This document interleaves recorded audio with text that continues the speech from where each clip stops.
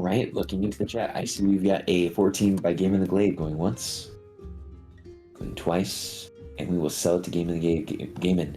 Give us that recap from our last session.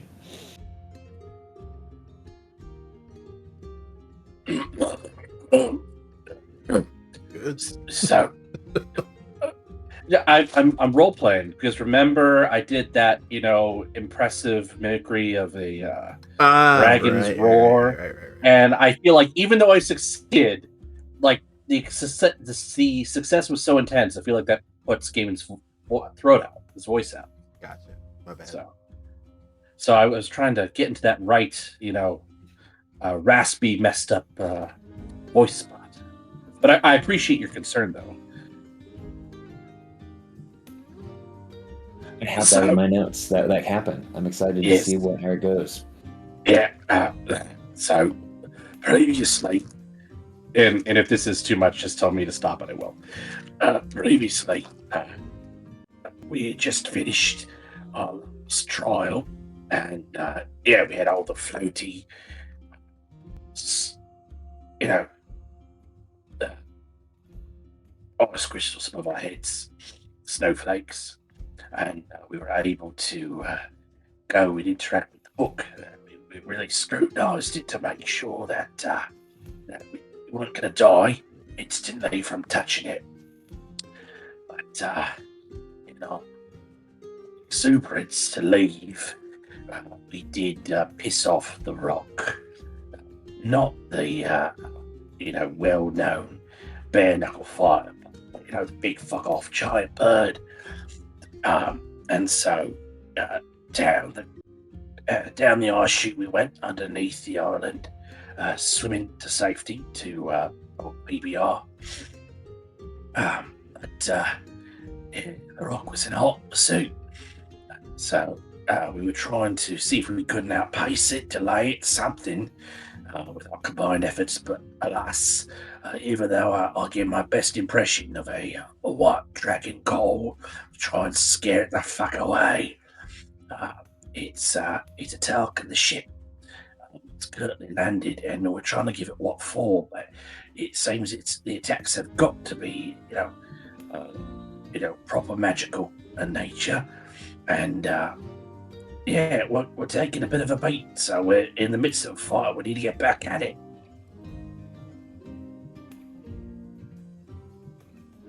Absolutely. Thank you for that recap. And yes, you all are in the midst of a battle with Iskra, the Winter Ring. Please take a DM inspiration, Gaiman. Before we float into our next scene, before we go back to the battle, we got to our facts inspiration question, y'all. Would your character be played by Danny DeVito or Danny Trejo in the film adaptation of this film? Of this campaign? Akia, which Danny would play your character in the live adaptation of this campaign? Definitely be Danny DeVito. He just seems like a nice guy. Akia would want Danny DeVito to play him after he found out about like Matilda and stuff, and then can't you just see Danny DeVito like constantly getting shocked while trying to do wires on stuff? That would just be great. It begs the question, who would have been better for the role in Home Alone, Joe Pesci or Danny DeVito? I guess we'll never know. I still like Joe Pesci in that role. Oh, me too.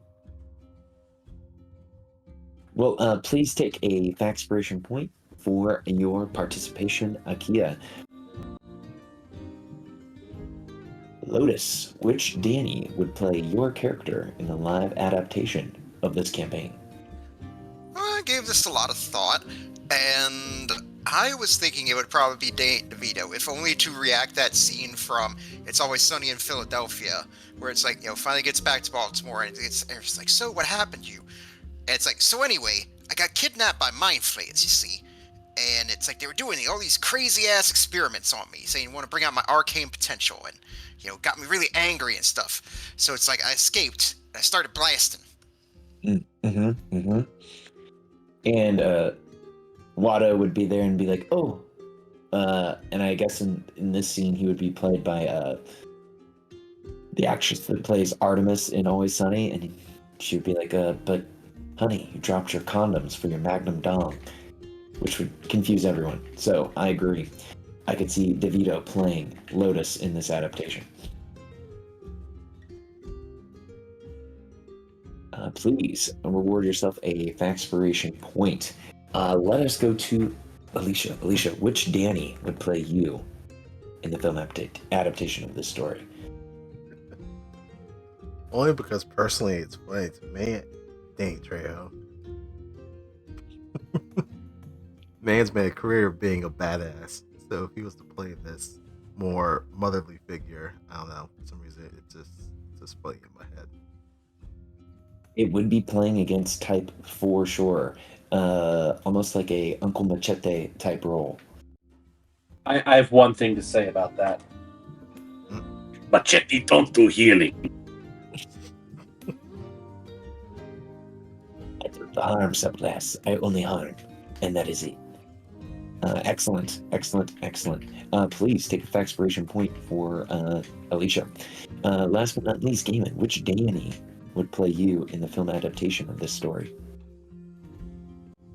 Well, I do have to say it'll be pretty funny to see Danny DeVito try and encapsulate, this, all this raw ability. I think he could do it, with a humorous bent, but honestly, Danny Trejo's such a fucking badass. I want Danny Trejo to, play me. Absolutely. I could see it. Gaiman by Danny Trejo, and I think he would have the chops to pull it off. He would need the stilts, though. I think actually both actors would need stilts to play every character as a part of this campaign. Nah, right camera angle, Danny Trejo, he's badass enough that he's just he would just ooze the barbarian ness, Absolutely. If they can make Bradley Cooper 2 feet tall, they can make Danny Trejo look 7 feet tall.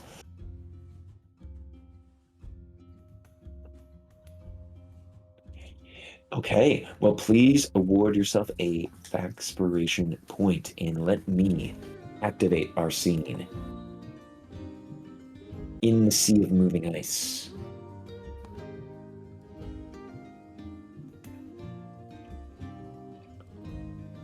Aboard the ship, the Phantom Requiem, our heroes, beset by a huge snowy owl, gargantuan, some might even say, attacking the ship, looking to create a new meal for themselves. And let me shift the music a little bit from Cozy Tavern.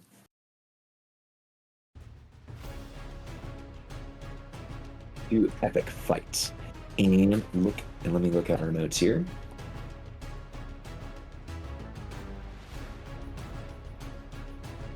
Looking at the notes, Lotus will go first next time in this battle. So, Lotus, I will pass the tennis ball of action to you here in this fight. Please take it away. Alright. Such great shape. So I'm going to go ahead and spend an action and down one of my greater healing potions.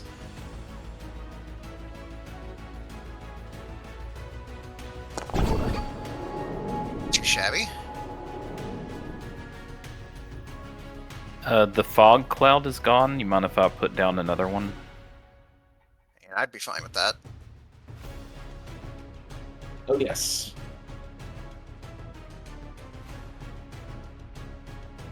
And I guess for my action, question: how are we playing out the roleplay thing from Discord with Gant and everything?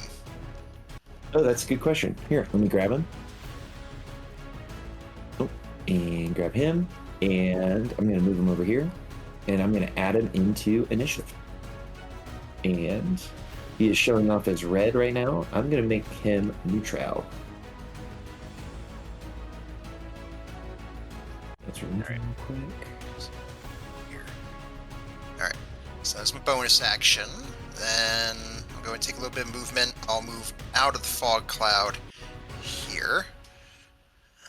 Let me see something.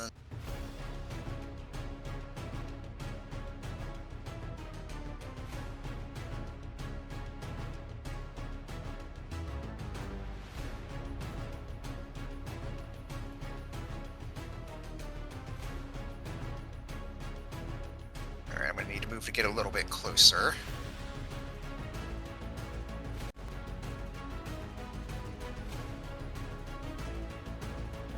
Just barely. So I'm just within range, so I'm going to go ahead and I'll target the rock.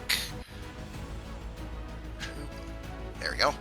Alright, and I'm going to use my final second level spell slot. Hopefully I can lock it down. Maybe help the rest of you guys out a little bit. I'm going to go ahead and use my knuckleball on it, aka Tasha's Mind Whip. It's a DC 18 intelligence save. All right, let's see what this thing can do here. All right, it is going to attempt a saving throw. DC 18 intelligence save. Gets a 13, so it will have to use its one and only use of Paragon Defense. So as your knuckleball hits it, the psychic damage overwhelms its body, doing all of this psychic damage to its brain. And as you see it about to fail the saving throw and come under the effects, its body is racked with blue lightning from what seems on high, as it uses its only Paragon Defense to stop itself from being stunned or taken over by this effect. Alright, I'll take it. And then I'll just go ahead and use the rest of my movement. I'll bop back into the fog cloud. And well, it took damage, so I guess that would give it the opportunity to steal. It will steal. All right, Iskra, the Wings of Winter, lets out a terrifying scream, which I will not replicate because I don't want to blow anyone's eardrums out or their microphones. Iskra, they have a 120-foot fly speed, so they are going to drop down 60 feet, and then they are going to edge closer towards Gaiman and Alicia, and they are going to release a multi-attack. They are going to attack first with their talons, and then their beak. So they are going to start by first attacking Gaiman with their talons. That is a 20 to hit Gaiman. Okie Okay, Gaiman, you feel the talons reach down and grab you, and you are grappled in the feet of this bird. Alicia, you see Gaiman get grappled, and then the creature reaches down and goes to peck you with its beak. I could have sworn I was raging last session, but I don't see the icons, so... I would probably wear on that you were raging. All right, so this is with disadvantage against Alicia. With disadvantage, that is a 26 to hit with the beak. Still hits. So this is interesting. So new cleric, especially new light cleric. The second part of the ability, whenever you use warding flare, you can give the target of the triggering attack a number of temporary hit points equal to your 2d6 plus your wisdom modifier. I'm assuming those temp hit points would occur before the damage is applied, but it's saying the target of the triggering attack. It's not saying a valid damage. I would rule it that same way as well, that you would get the temp HP and then you would get hit. Damage is applied. Okay. Alright, I'll take that. So then, what was that, 23? That's 8? Alright, I'll take 8. And there was just the one attack for game? Correct. Okay. And Let's see, did it roll it for this creature? I don't think it did. Let me just roll it to see if it renews. Okay, it does not get its Wings of Winter attack back. And it is just going to hang out there. So either Gaiman or Alicia can steal. Want it or Yeah, I'll take it. Is the game paused for anybody else? Not me. I can do a quick pause and then unpause and see if that helps. Okay, it's no longer shown paused for me. Okay, cool. All right, so Iskra is now on the level with Alicia and myself. Correct. They are just 5 feet up in the air.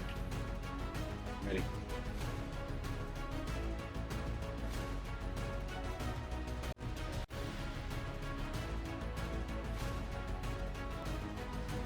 All right, I'm gonna get out Lucille, and I'm gonna go to town. I mean, he's pretty much hitting anyway, so we're just gonna go reckless on these 2 attacks. So bonus action, we will activate Lucille by saying "Breathe, Giant," and then we're gonna go full ham.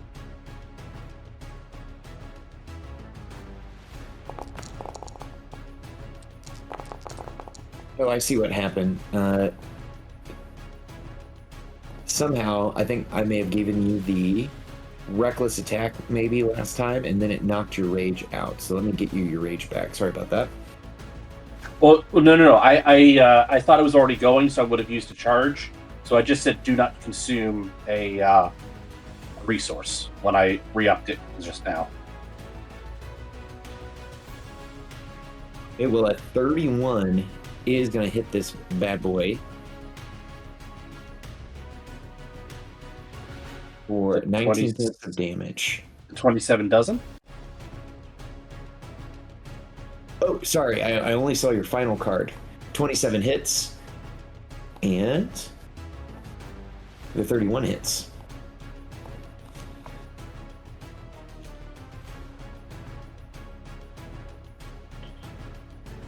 The flying monstrosity looks very damaged after those 2 shots.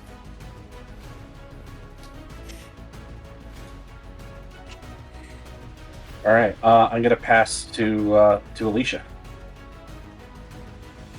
Okay, Alicia, you're up. As Alicia is coming up, the creature will go ahead and use a Paragon Power.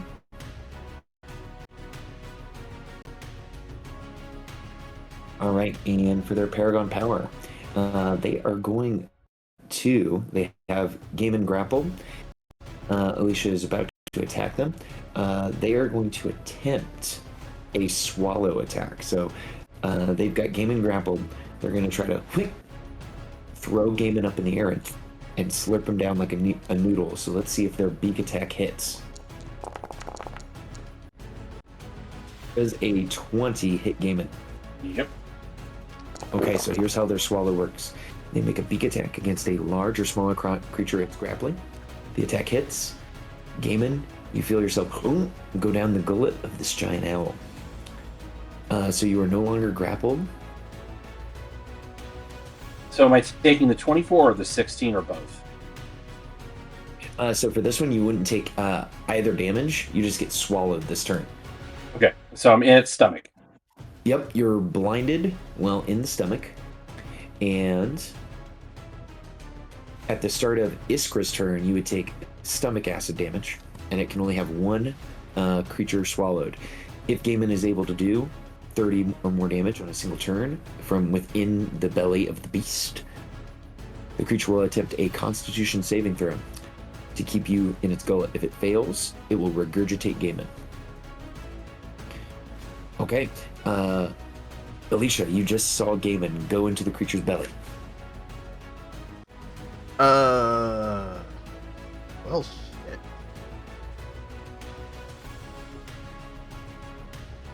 Okay.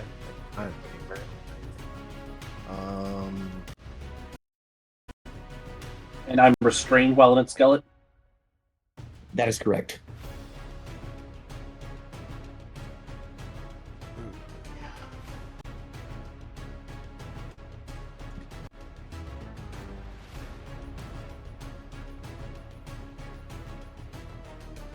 Okay, this is an action. Yeah, sure. Alright, so the reliquary that is at Alicia's hip, the one that they had Akia guild or golden or whatever how you pronounce it. I think it's guild. They're going to take it into their hands and trace a symbol on it, and above them a similar symbol traces into the air that looks like it is creating a stained glass window. And they cast a spell. Lord of Birth and Renewal, Bringer of the Dawn, I ask that I may borrow one of your brilliant warriors, a protector that may guard the innocent who walk in the glory of the light. In the name of Offended of Morning Lord, amen. And I am going to cast Summon Celestial. And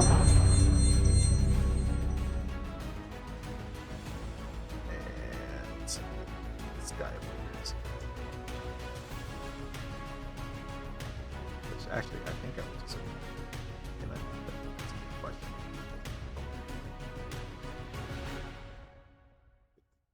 Okay, that's gonna be right there. Biblically accurate angel. Nice. Yeah. And it rings out in church bells and confirmation. And Alicia points at the big bird and says, "It is a follower of the one that created the eternal night." And it rings in confirmation. So I'm gonna have it do a couple of things. Multi-attack. I summoned it as a defender, so it's gonna make 2 of these.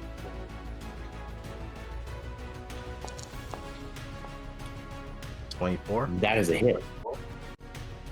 Alright. And second attack. 13. A 13 will miss. So as you hit the creature, Isra becomes bloodied, which triggers a new attack for Iskra. It also triggers an ability. Fly away. With the chevron arrows there. So they are going to use their reaction to fly up and away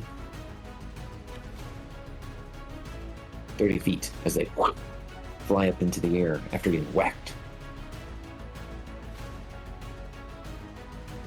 And it doesn't provoke opportunity attacks. So that's unfortunate. Alright, that was action. Bonus action. Alicia is... Let's see, do I have any... Yeah, I'm gonna have to. They're gonna take just a basic potion and just drink it. 17 hit points.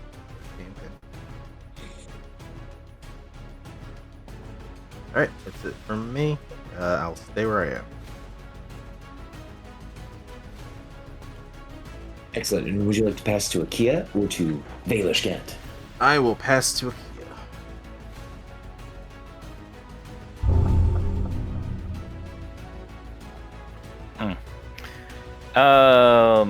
Yeah.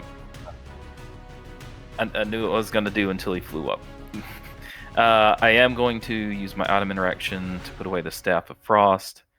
And just as I go for the Grell Whip, Iska flies up out of my range. I'm like, oh.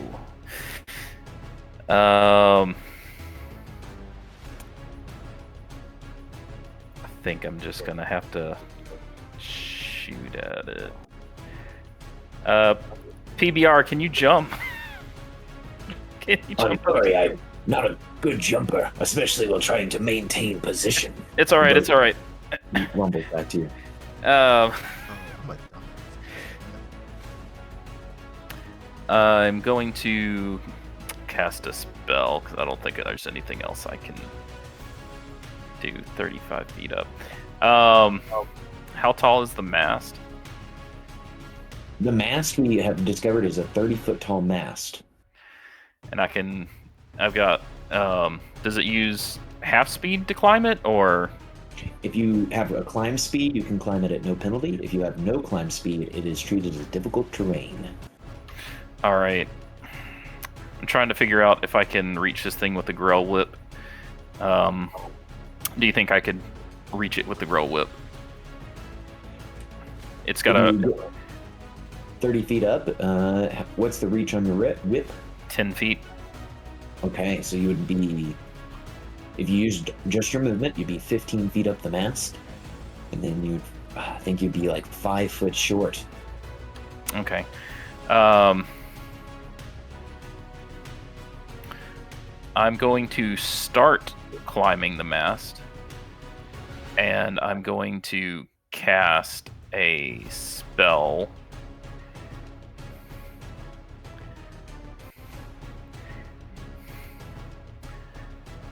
I don't want the bird to get away with my friend in its belly.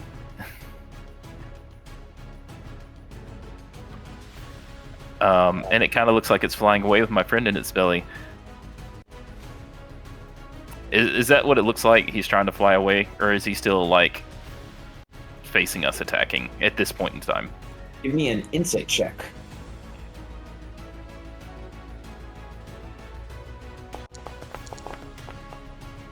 You believe that the rock is getting ready to make a bombing maneuver on you guys. All right. I am going to hold. I'm going to use a 3rd level spell slot. And I'm going to hold the lightning bolt for when the rock gets closer, because I don't want to scare it off with. Akia doesn't want to scare it off with gaming in its tummy. So he's going to climb the mast and hold the lightning bolt until the rock's closer to the ship. All right, excellent. And we'll have to make sure that our friend Akia is also concentrating, because they are holding a spell. Yeah, so the fog cloud will disappear. Because I was concentrating on that. Sorry, Lotus. And then Kuma's just going to run over here and continue dodging. Just running around the deck.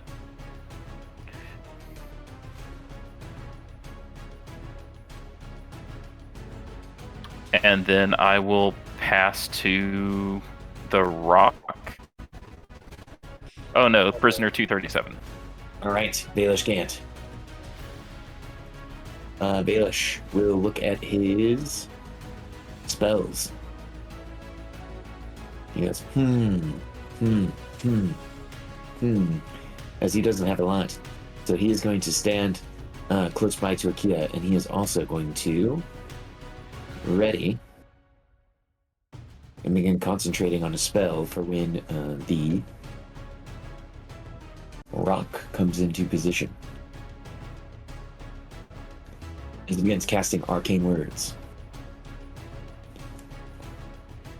Alright, going into round 4, Baelish will call out to you all. Not sure what to do next. Who should I pass it to?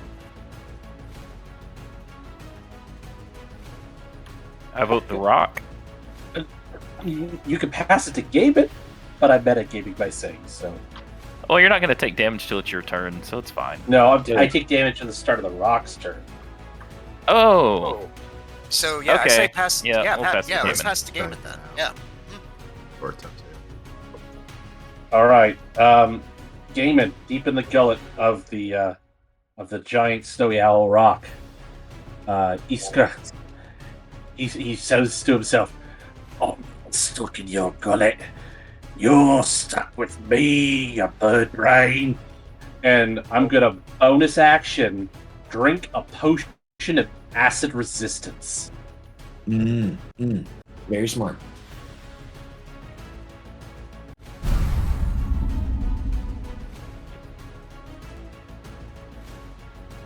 And then he can't hurt me, but the acid in the stomach.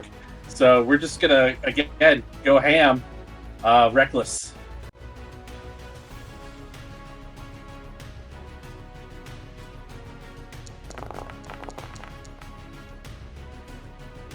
Right, that is a 28, which hits. Okay. And it would be, I'm sorry that I have to take your crit away because it would be I know. a flat roll, but 18. And then can you re-roll your second attack because it auto-rolled the double damage? Sure.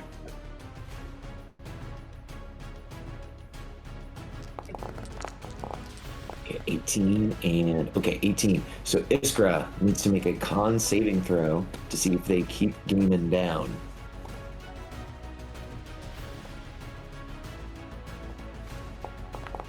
All right, the DC for them to keep someone down in their stomach is a 17, so they are able to, as Gaiman is just blowing up their belly.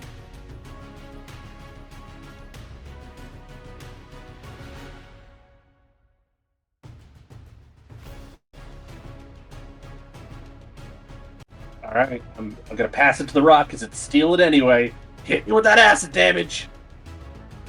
All right, Iskara will steal. All right, Iskara is feeling pretty bad as this is all happening in its stomach. So a total of 18 acid damage, which you would reduce by half. Okay, and Iskra is going to make a dive attack as it sees that it sees Lotus kind of out in the open. So it is going to fly 30 feet down and 10 feet over towards Lotus. Blast it. I hope you can blast it without getting Alicia in the way. It's pretty tall. I think I can do it. All right. It's tall. I'm high up. I think it should work. I just blast straight out horizontally.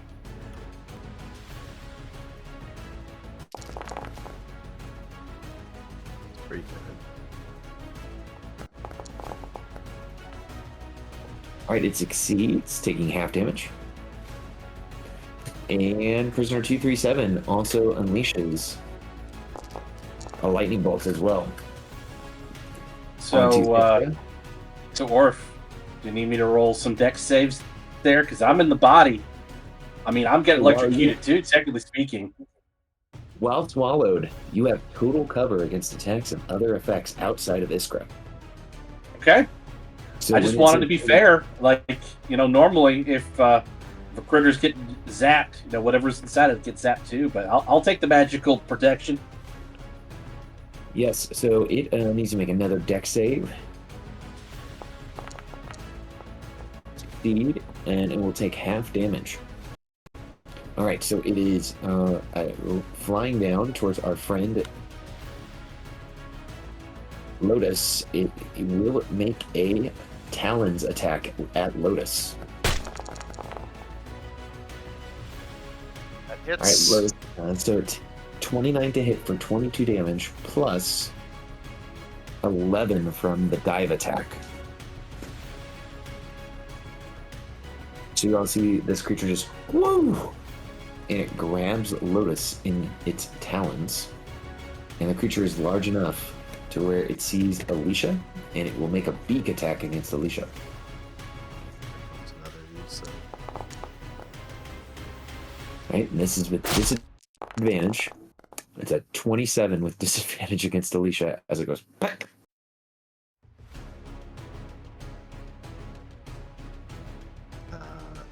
damn, it's still at 36. Jesus.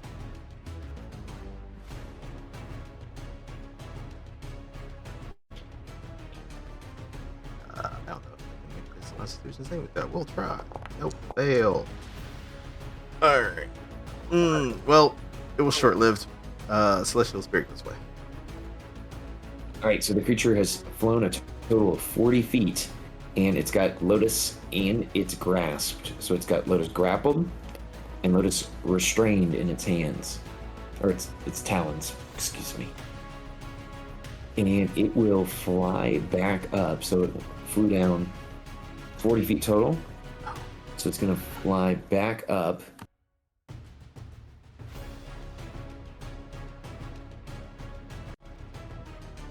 .40 feet.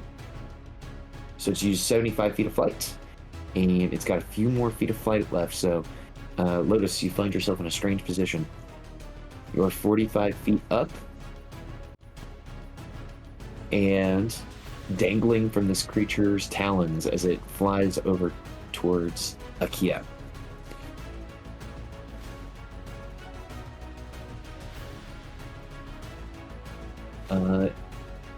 Lotus or Alicia, either of you all can steal.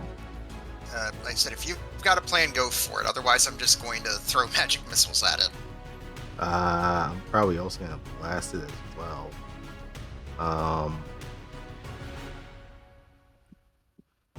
Yeah, if you want to. Alright, and I've got plenty of potions, so I can go ahead and heal myself too, so I'll go ahead and take it then. Alright, bonus action, chug potion.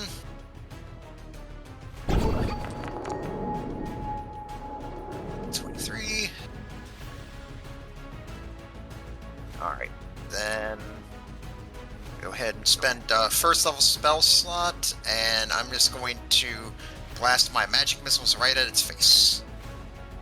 Absolutely.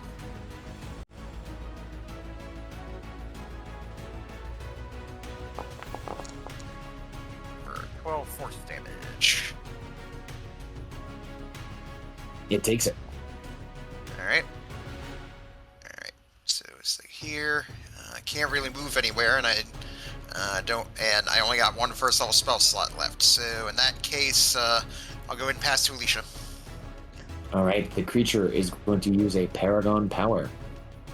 And it will use its Paragon Power. And it will fly out away from the boat 100 feet.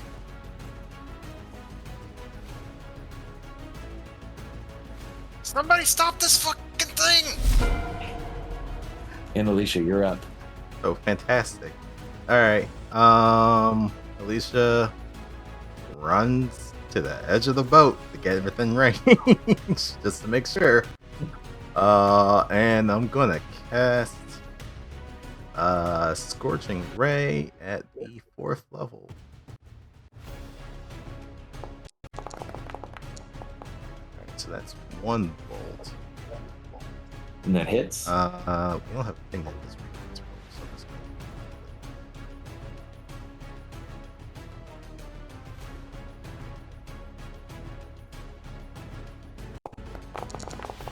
Two. That is the second hit. That's 3. That's probably miss. A 14 is a miss. Okay, so it's 3 at the 2nd level, 4, 5, so it's 2. Jeez, it's getting lower and lower. What the fuck?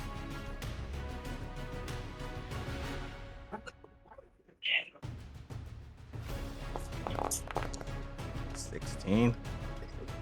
16 hits. Okay, for 8 on that one.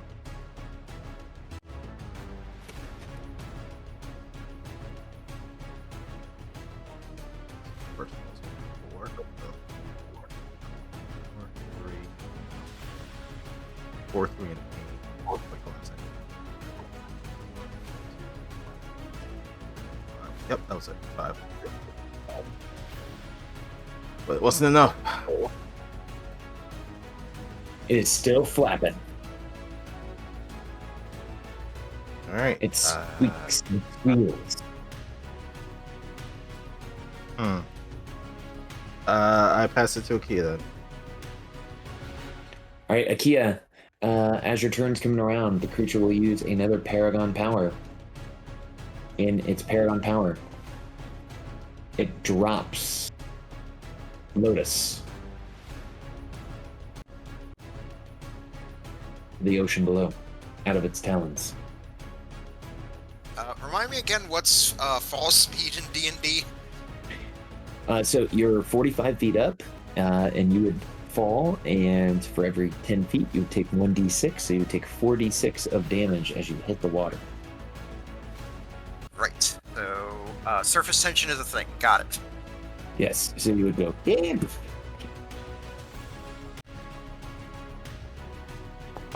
But you would take 13 points of damage, but Lotus is no longer being held by the bird. Alright, Akia.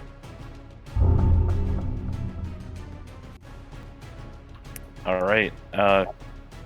Kuma, go get Lotus. And Kuma is going to dash towards Lotus. And at that same time, I'm going to jump off of where I am, heading this way, taking fall damage. Alright, you are 15 feet up, so you would fall, you take 2 points of damage, and you would land prone. Okay.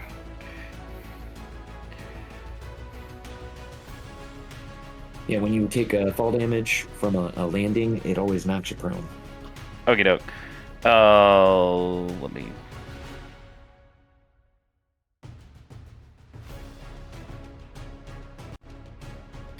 Alright, so half movement speed to stand up, and then 5 feet, which puts me with Alicia right in the way of me. Wait, maybe I can... Alright, so I was there. I jump off. Can I get to here? Or maybe to here.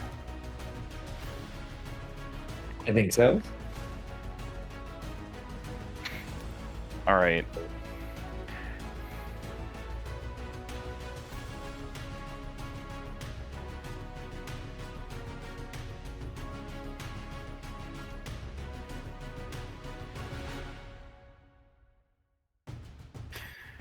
I'm going to try and...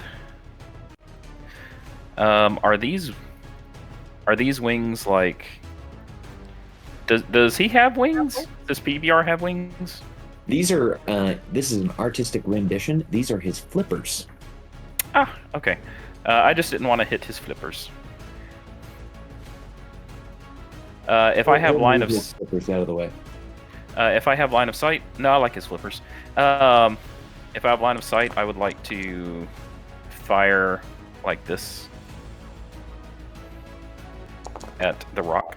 Ooh, so they fail, taking 16 points or 19 points of damage. I'm going to say that this failure is going to trigger a save to see if they keep gaming down, even though it's coming from the outside, because it's a lot of damage. They fail the dex save. It hits them right in the jejunum. I'm going to say they have disadvantage, too.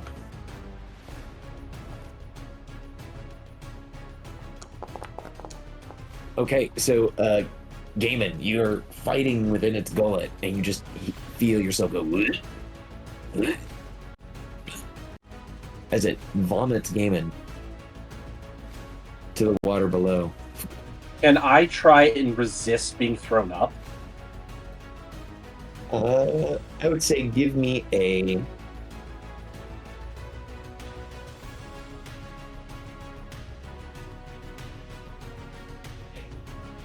Give me a disadvantaged strength check, because this is this would be a hard thing to resist.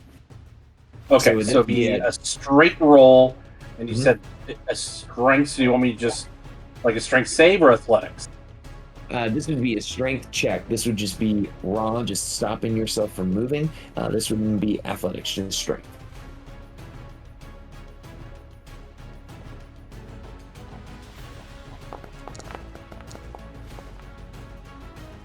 All right, so this would be a 9. So, Damon, you're trying to stop yourself from moving, but the force of this creature's internal organs spit you out into the ground below. And unfortunately, Gaiman, we gotta roll fall damage, but you'll only take half of it. So Gaiman would only take 7 damage as he hits the water, landing near Lotus and Kuma. Alright, and Kuma has used the dash action for this turn. And I will pass to prisoner 237. All right, as prisoner 237 is starting their turn, you guys hear a wailing noise coming from nearby.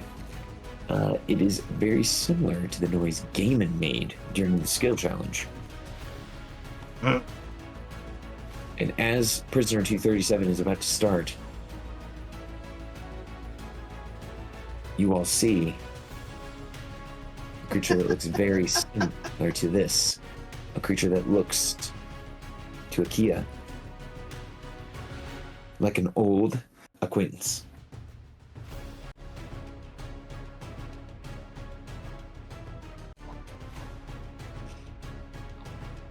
Akia, do you make any reaction as you see the white dragon?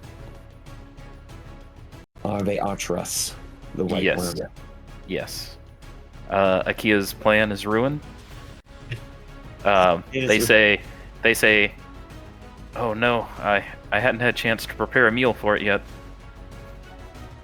It's got to be upset.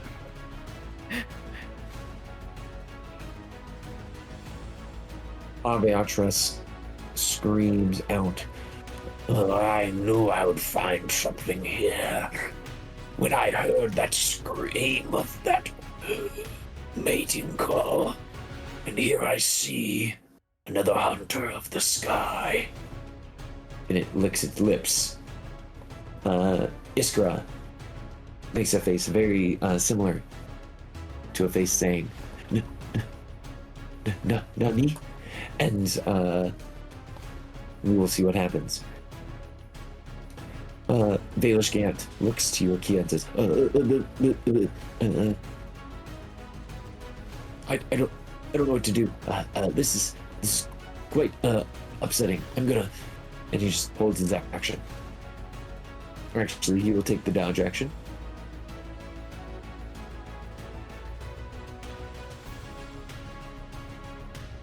And he will hide over here behind the level of the mast, going prone.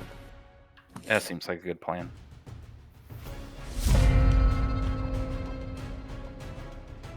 And he will pass to Lotus. Lotus, you are currently swimming.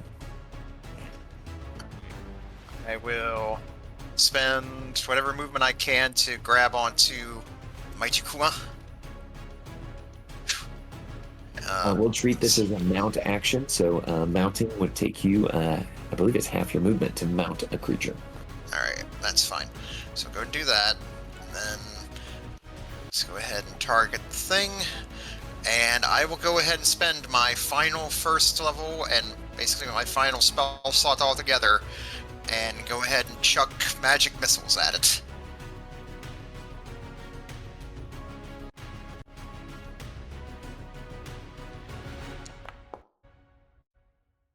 Alright, for 10 force damage. All right, Lotus, as you hit the creature with these magic missiles, the missiles all hit true, hitting the creature in its vital organs. And the creature begins to slough and begin to fall toward the water, towards you all. I guess as it does, it's like Lotus fires off the magic missiles, and as it hits the water, she says, "Tell Auril I said, fuck you." The bird screeches, but as it's about to hit the water, you all see the wings of the dragon unfold, and it flies by and grabs a hold of the bird with its claws and talons. It smiles, and it takes off into the night sky,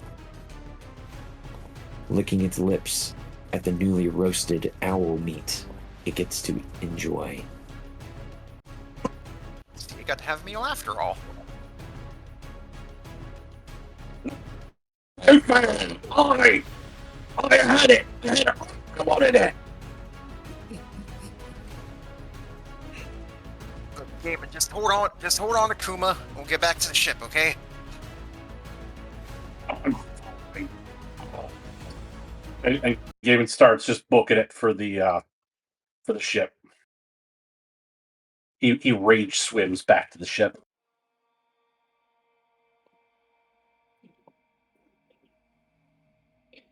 Coming out from the netting, Danica, Watto, and Nabanakar look on in amazement. Kuma pats their belly in comfort. And congratulations to you all defeating such grand foes. And Kuma is able to swim you both back to the ship.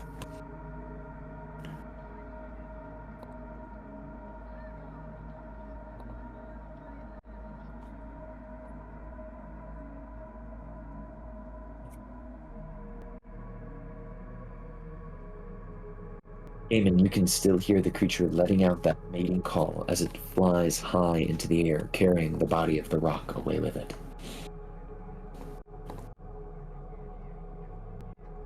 Fuck you too, you poacher. I don't imagine the dragon hears this because, again, his voice is all fucked up from apparently making a call so good and so realistic that it summoned the damn dragon. It was that good. It was a very high check. And if you guys remember, I rolled a D-Hundy, and it was in the direction of summons the dragon.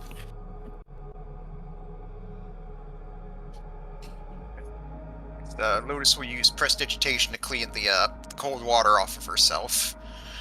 And then she'll walk over to where Gant is hiding and look over. She's like, alright, Gant, it's gone. You can come out now.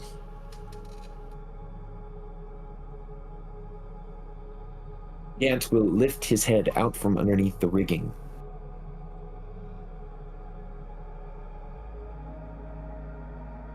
And say, are they gone? The hunters of the sky? Yes. And might I say, congratulations, you actually did something useful for once in your life. He frowns and he says, I did my best. Alright, come on. She'll hold a hand out to him and help him up. He stands up. And Okuma looks to you all and says, you all have survived a grand deal. Surviving Auril's Island, the challenges of Grimskull, and surviving the surprise attack by the Rock. I do say, your power is impressive. And then your DM will say that you guys all level up. Wait, seriously? Yeah. Oh, shit. Yay. Actually, we only level up after a long rest. Okuma nods. Everyone Yes. go to sleep now! Considering you're out of spell slots, I am more than happy to abide by that.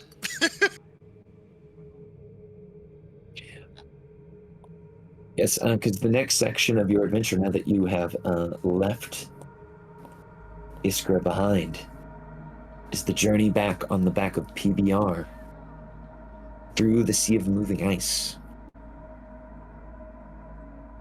to, well, the last place on the mainland that you guys were at, Revel's End.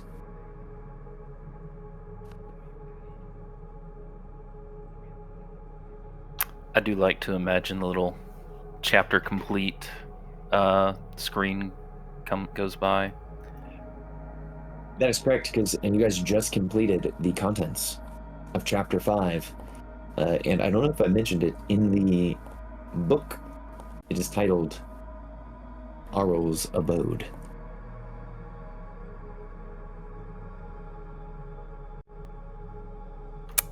You did not mention that. You did mention it was a chapter that we had to complete to level up. Mm-hmm. That's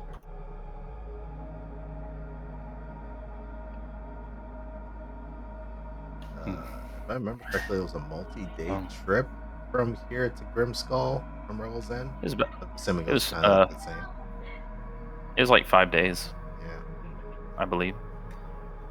The one known as PBR can say, I feel like in the experience I've gained, I can maybe get us back in 3 if I go real fast. I don't take in the sights. That won't put you out, will it? Like it's not going to hurt you. No, I'll be fine. I've learned from you all that it's okay to push yourself.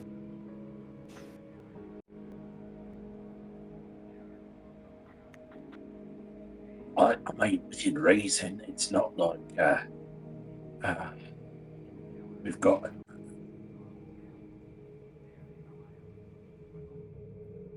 I thought, what's his name was going to come for Gant.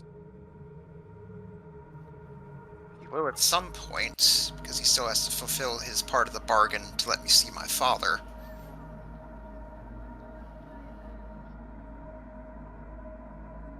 Ant says, yes, we have but only a few days left before that happens.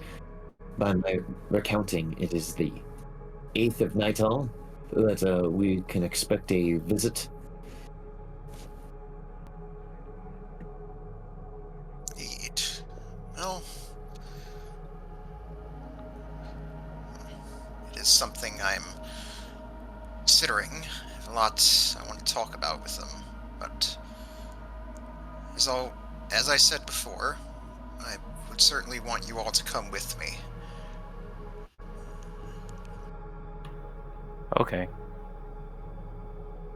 Like, if we go with you, so we hand Gant over, and then we're going to hell. I would guess that's how that I works. mean, a hell, not like not on levels, but like a hell. I mean, I'm not sure exactly how he's going to have it set up. I mean, from what I remember last time, I wouldn't put it past Asmodeus to, I don't know, maybe have a whole feast or something set up, like a dining room or something. Gaiman, you appear to be having an allergic reaction. Your throat is swelling up. I will assist you. What? Your voice is, I guess you may have damaged it when you were doing that dragon call earlier. What's my voice? My voice is fine. You get 11 healing.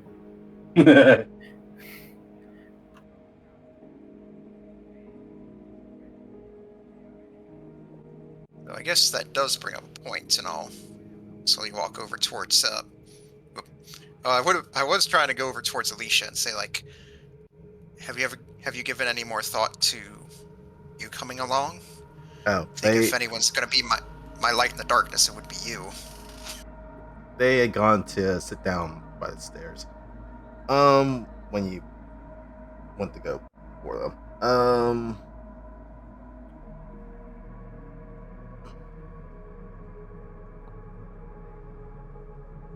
I'll be honest, it's not something I have been considering in the past few days. Mostly just been trying to deal with one thing at a time. I'll give it some thought as we're traveling back. Orf, did the collar that was put on Gant, did we remove that? Like the anti-magic collar or restraint? There's like a tracking anklet. I thought it also suppressed his any magical ability as well. Or am I making that up? Now my brain's like, oh no, did we forget this? Well,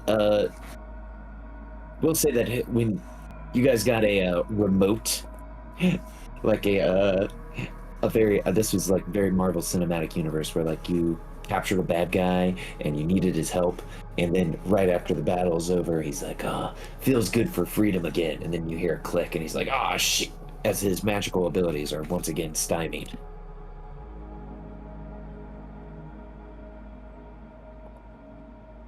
and we will say that Gaiman has control of the remote that stymied his power. Works for me.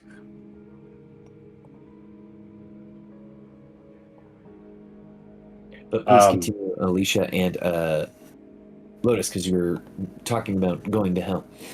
Gaiman will walk over and he'll stand there quietly, waiting for them to reach a natural pause. I'd say probably after Alicia has saying their piece, Lewis would see you approach Gaiman. It's like, oh, did you have something to add? Yeah. What we talked about. Look, we didn't have to keep him out to keep the bargain. We just had to get him out. We're heading back to Revel's End. We're just going to turn him back over, right? Just say he didn't have, nearly as much to offer intelligence-wise as we let him leave, returning him to custody, yada, yada, yada. To get him out. It's not our fault. Asmodeus couldn't get his shit together. Lotus taps her chin, thinking it over. She's like, well, yes, you're right. I mean, is that we fulfilled our portion of the bargain, as far as I'm aware. I mean, if Asmodeus wants them back out of prison once again, well, he can get them himself.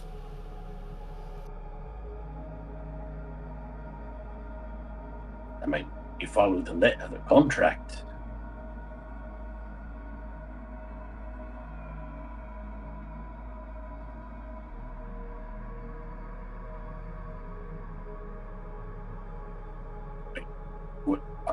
Would you say that makes it a little bit more palatable to you, Alicia? Sending Gant back to his cell? I would agree with that.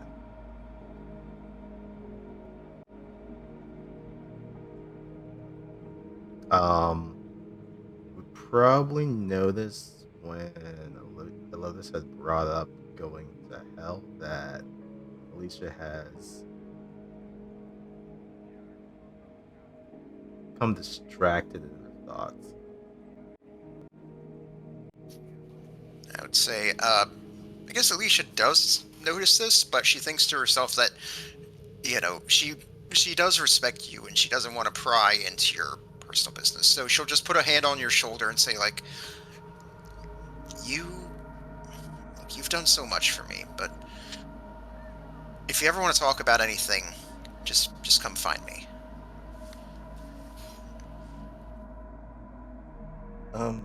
Sure.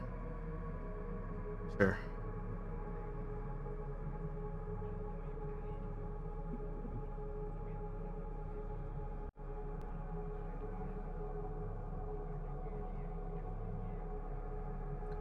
Gaiman will come up behind Lotus and say, "Oi, we done with Gant Foundry now? Get my good till talk about, trust him up, put him down below, sort of thing."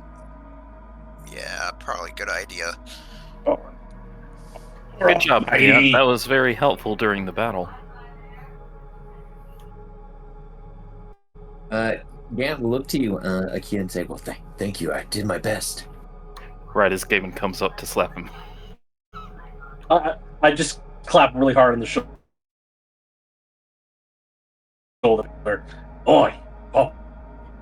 He looks and he says, I'm not sure. What time is it? It's time to toss you down the hole.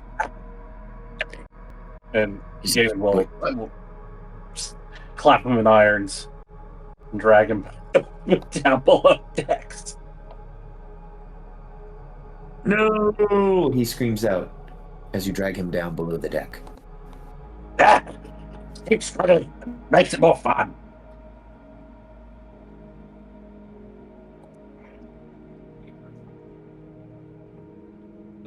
So we see Gaiman drag the one known as Valish Gant down below into the brig portion of PBR, the Mimic ship.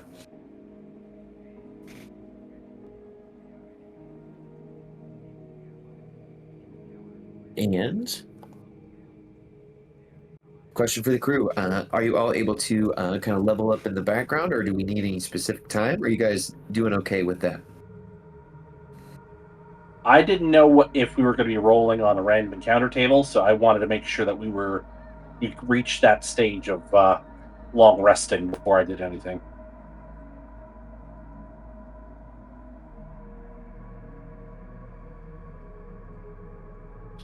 I Okay, am planning on what's it? I'll go and tell you, I'm planning on taking my second level in Warlock, which is cool. But I'm letting you know that in case there's anything. I don't know if anything will happen, but if there's anything narrative-wise you want to do with that, just give me a heads up. Yeah, I think I need about 10 minutes where I won't really be able to pay attention while I'm leveling up. Okay, so we can give our friend Matthew 10 minutes here. And guys, I already pre-rolled random encounters for this section of the adventure. And you guys were golden. Somehow I did not roll a single encounter. So it is going to be smooth sailing for y'all heading back to the mainland.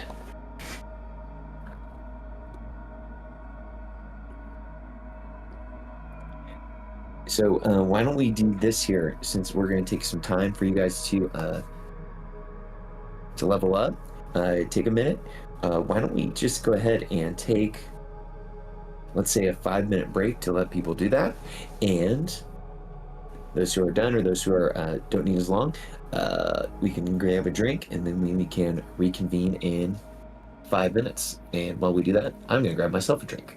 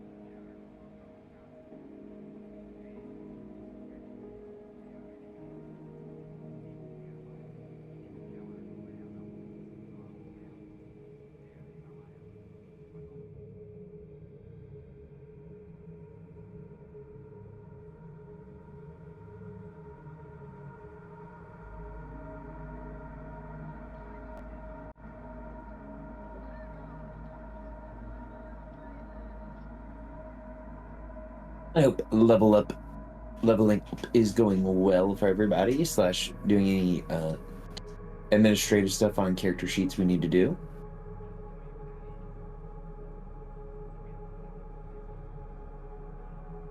Is this level 10 for everyone, or is this level 9? Level 10. 10. Level 10.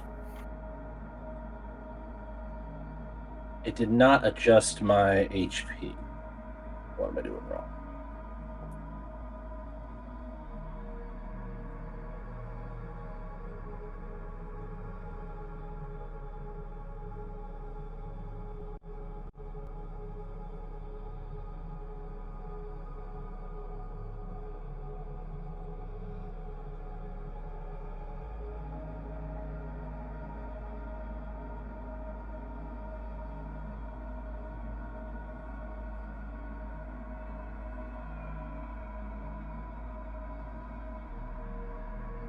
It didn't adjust your HP gaming? It manually is different since the update. I'm at 135. That's a hunk of hit points right there.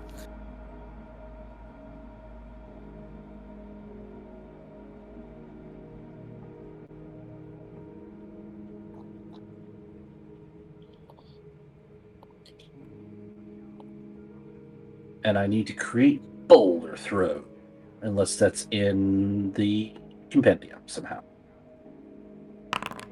You might have to create it.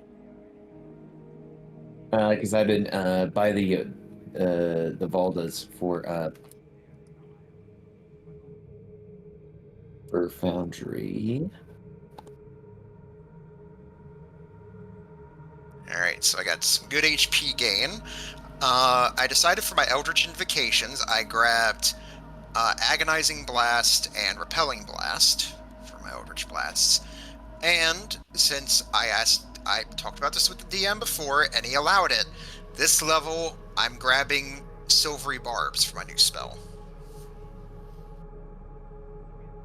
It's a pretty good one. One of the few ways to cancel out a crit.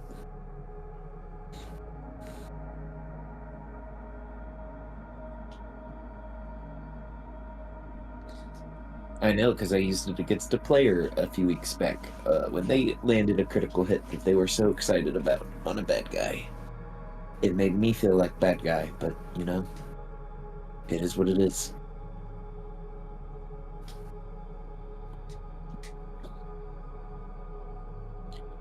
Alright, so we see that Gaiman has a whole honk of hit points. Lotus's Eldritch Blasts are much more powerful. Akia, how goes your level up? Numbers are hard. There's a lot of them. Oh yeah?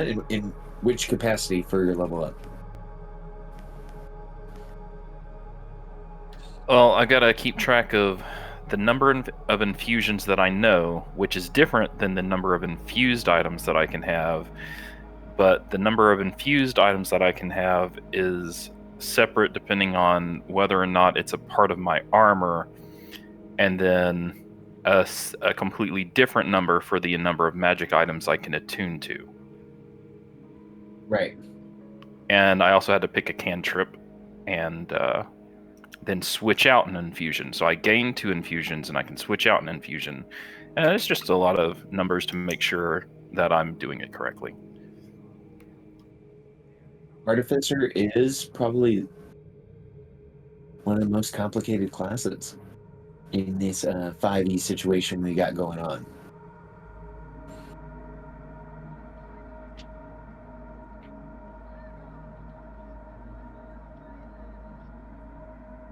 But if there's anyone that can do it, I believe it's you. Thanks.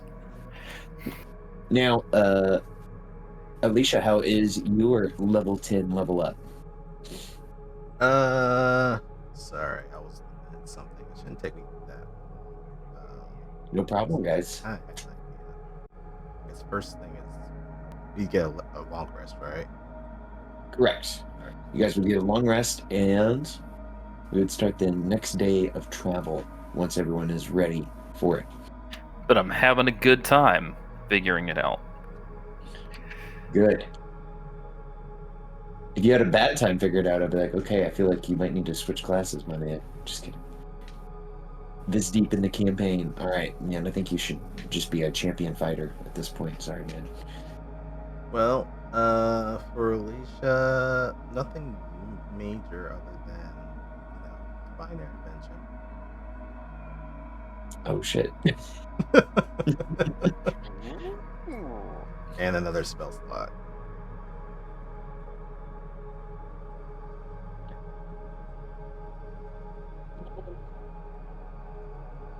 Now, does divine intervention work differently now in this new edition of the game? It does. And I'll post it.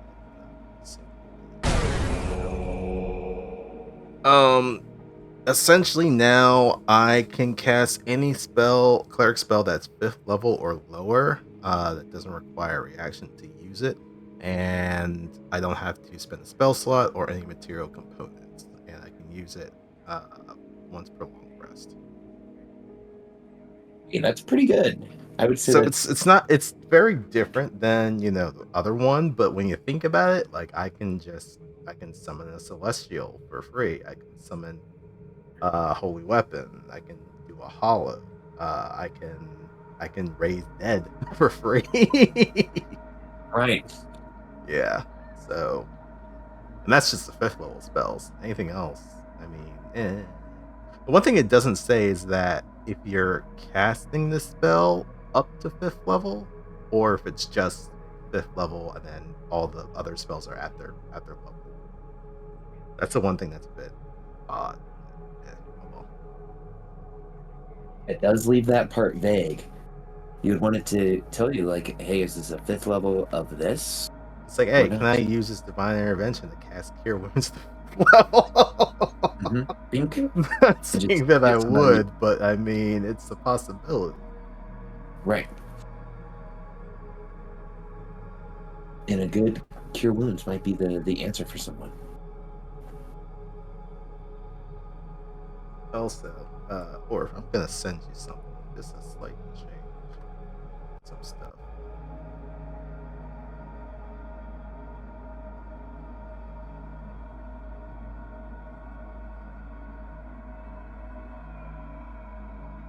I can throw boulders or other suitably large objects as weapons.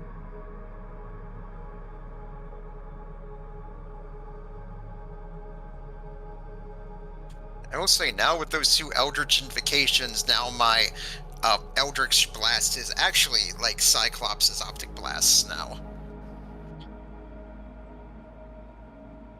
Absolutely, knocking everybody back. What does agonizing blast do again? Agonizing Blast means I add my Charisma modifier to the damage roll, and Repelling Blast means that if it hits, I can push You push it target back. back 10 feet. Yep. Yeah. Repelling blast was pretty self-evident. Just I couldn't remember what the modifier was with agonizing. And repelling doesn't have a size limiter on there, so you can just push anybody. So, question, or it reads, I can throw bowls or other suitably large objects as weapons. Could I throw people with this ability? Like, just Fastball not special? as a weapon? Fastball Yeah. special. Absolutely. We're going to say 100% you can throw people. Sweet. So I could pick up a Akuma and toss him at a bad guy Absolutely. with his consent. With the consent of all Kumas involved, of course. Excellent. Well, if everyone is decently at a good spot. Oh, sorry, a couple of things. So for the cantrips, I got another one. Thing is, I know Crash had removed Conviction from his doc recently. Would it be okay if I kept that spell, or could I swap that for one that is in the Grim Hollow stuff? I want to say if you want to keep it. And I'll show you what that spell is. It's Holy Word. So this is kind of like Frost. It's a Frostbite? No, it's Ray Frost. It's like Ray of Frost, but for undead, fiend, and fae. I would say that spell would be approved by me. I don't see any problem with it. Okay. All right. Well, Conviction. It was good to have you while it lasted. Sorry, bud. Cue the Andy meme of dropping Conviction into the trash bucket. Uh-huh.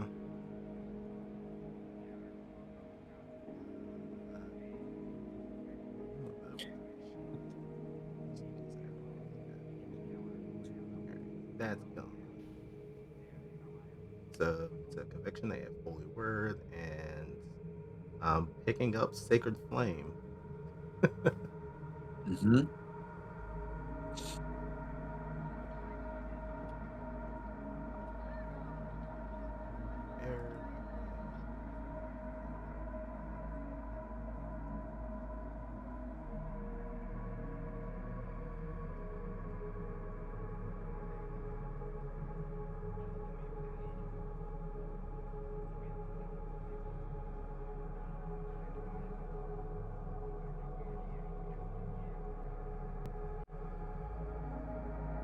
Hey, before I move us along, is there any other things that we need to address before I move us to our next segment? I guess my question would be, since I'm taking a level up in Warlock, do I get any strange visitors in my dreams in the night? Absolutely. The strange visitor that you would receive in the middle of the night, Lotus.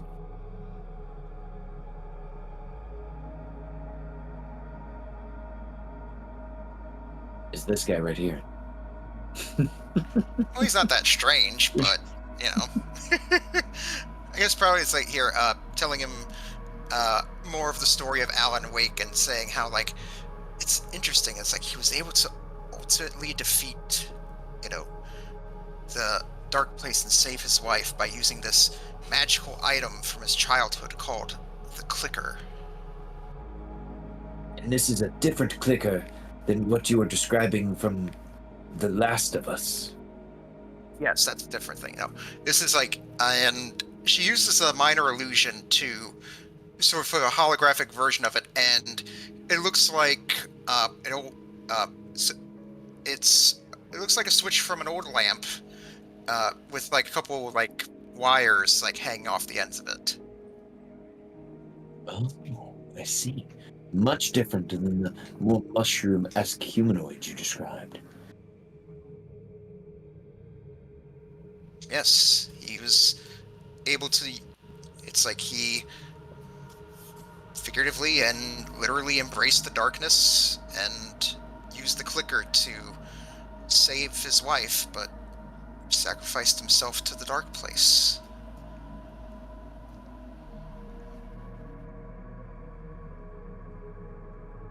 Well, I hope that none of us have to sacrifice ourselves to the dark to further our adventure, to further our goal of rescuing Tin Towns itself from the darkness. Well, if we're lucky, the darkest thing you'll probably have to deal with is my mother, and I'm sure that'll be a hell of a thing to explain to her when I take you home to her. He pulls on his neck collar. Is it suddenly getting warm in here? What is that sudden temperature I feel? I believe that's called anxiety. Mm-hmm. And see the anxiety portrayed in Inside Out 2. If you guys have not seen that film, take a couple hours to watch it because it is a interesting take. After watching that with my son now for the 20th time. Okay. Yeah, my 13-year-old says it is horribly accurate. They are incredibly right. Well, we get a kind of a fate black scenario as Lotus and Watto speak about the clicker and about Alan Wake in the night as she gains new warlock powers.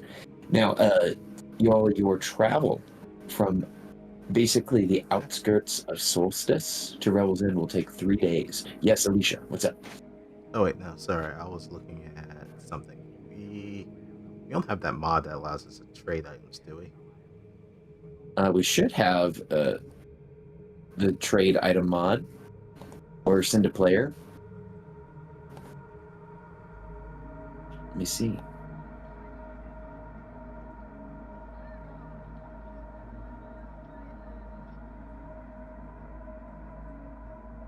Because I think you guys have used it before. Oh, okay, I see now.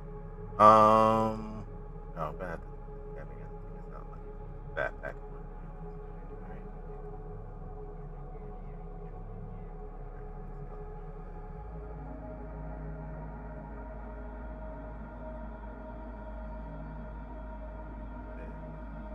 Out of my backpack.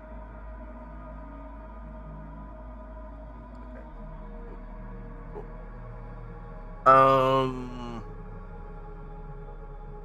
Lotus. One of the days, probably the day after, or actually it'd be the next day, really. That we're traveling back to Rebel's End. Alicia would come up to you and would hand you a book. If possible, I would like for you to read this. She'll hold the book and look at it. So, It is called The Hellbent Highborn.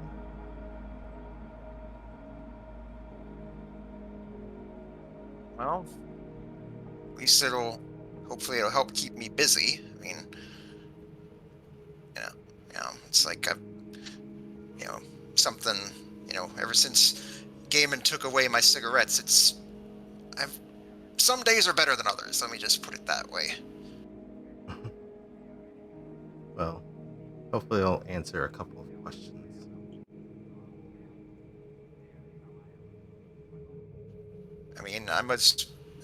Thank you. I'm actually kind of surprised you didn't hand me some sort of pamphlet about Lathander. I have plenty of those, don't worry. I've reserved a few for you.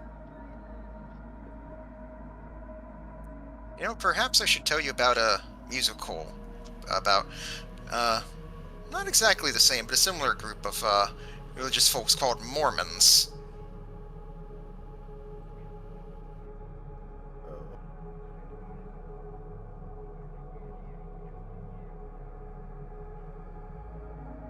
During our voyage, Gaiman would approach Kia at some point. Hello, Gaiman. Oi, if I ever get swallowed again by a big fuck-off creature, so long as I've got a potion of acid resistance, just let me stay in there and go to work. Because chances are I could be a lot more effective in its gullet than outside. Okay. Get away from me at that point. Do you have potions of acid resistance? I had one. I had to use it when I was in that function owl. So that owl's gut. I didn't know how long I was going to be in there, and I wasn't about to take a bunch of, getting eaten damage if I could help it. Well, then my failure to get you out of its stomach is okay then.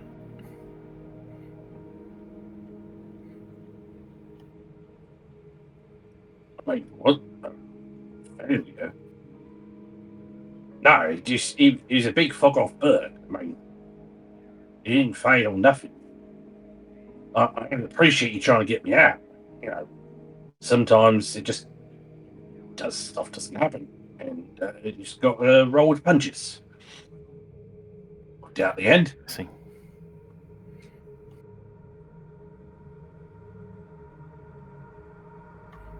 Okay. And you'll see Akia is there's a lot going on in Akia's room.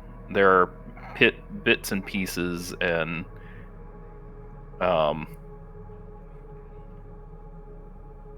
he doesn't have his boots on. I think this is when you discover Akia has toes.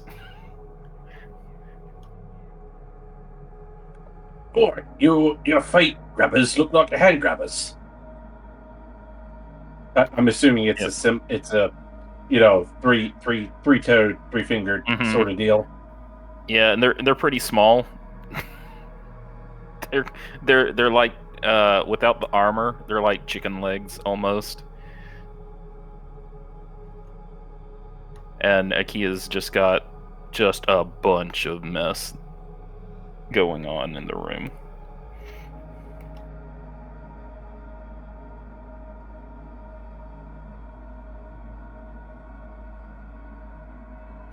Okay. Is everything all right? I mean, things look a little less organized than usual. Things are going to be very good.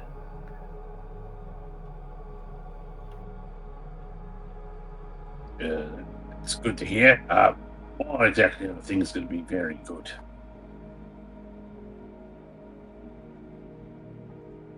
I have upgrades.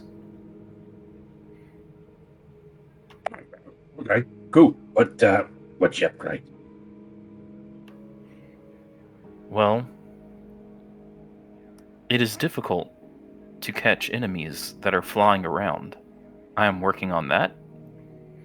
And Lotus has issues with creatures invading her mind, so I am working on that. And I am very weak, so I am working on that. Right. Things, I would like to point out that, the whole flying creatures thing, I can toss you now. But not if you're inside of a stomach. I mean, yeah, but I mean, sometimes you got to improvise. Right. I am going to improvise my feet. What do you mean, improvise your feet? I'll show you tomorrow. It'll be ready soon. All right.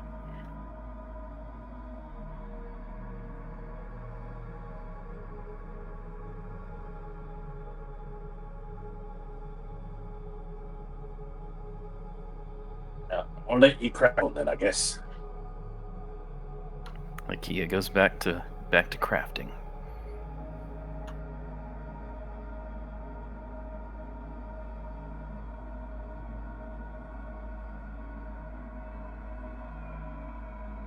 Excellent. Now, folks, your travel from the outskirts of Solstice back to Relzen will be about 3 days of sailing, with your ally PBR kind of kicking it into overdrive. This will be a little bit of a travel challenge. So let me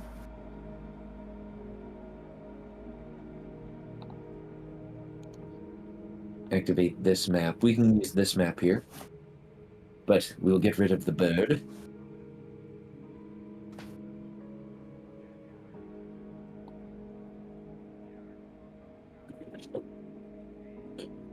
Oh, and I feel like I'm missing Akia on this map. I don't see you, Akia. Let me beep.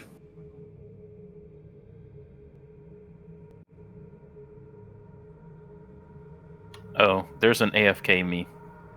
Oh, there it is. So I'm grabbing y'all real quick.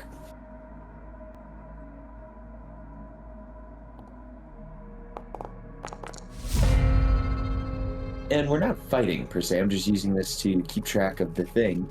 So there is a travel challenge here. The travel DC is a 17.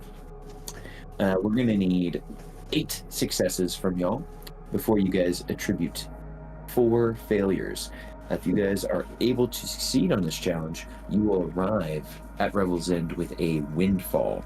If you hit 4 failures, it's not that you fail the challenge, but you will come to Revel's End with a hardship after this challenge is over. So, we are looking for checks that and skills that you believe would help you guys out in sailing the ship to where you need to get it successfully. So, Lotus, you are the first to go here in the travel challenge. What skill or ability are you going to use to try to hit the DC? I would say during the level up and during the 2 days, it's like Lotus after having bungled it up so badly last time, she wants to try doing that. She wants to try performing that song again to motivate everyone. The traditional Dragonborn throat singing of a song to motivate the mighty Dragonborn warriors to fight. So, performance then.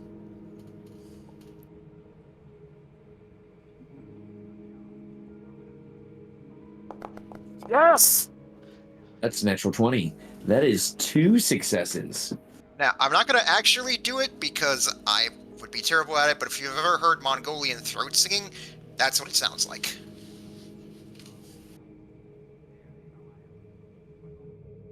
I would say that almost the entire crew, let's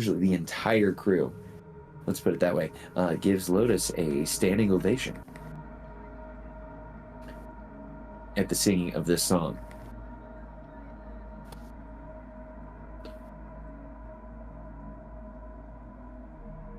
Excellent. So, well, you guys have 2 successes of the 8 you need. Gaiman, the background is filled with the illustrious singing of Lotus.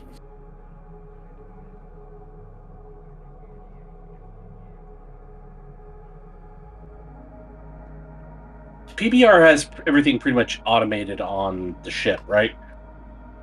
Yes, they can kind of take care of it from that point of view, kind of making sure you guys don't get lost and finding a good heading. Okay.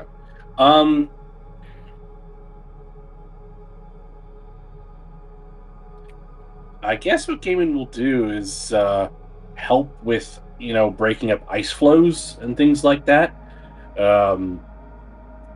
He'd jump overboard to, grab some chunks of ice, or to break them up, or to just throw them in front of PBR's path if we hit ice flows. And how would you like me to represent that? Do you want me to roll like an athletics? Do you want me to make like a strength attack or something? I think athletics would work perfectly there for this check. Okay. Oh, and do I still have unlucky going, or does that go away after a long rest? That would go away after the first long rest. All right. Just want to make sure I was being fair. Hey, I appreciate that.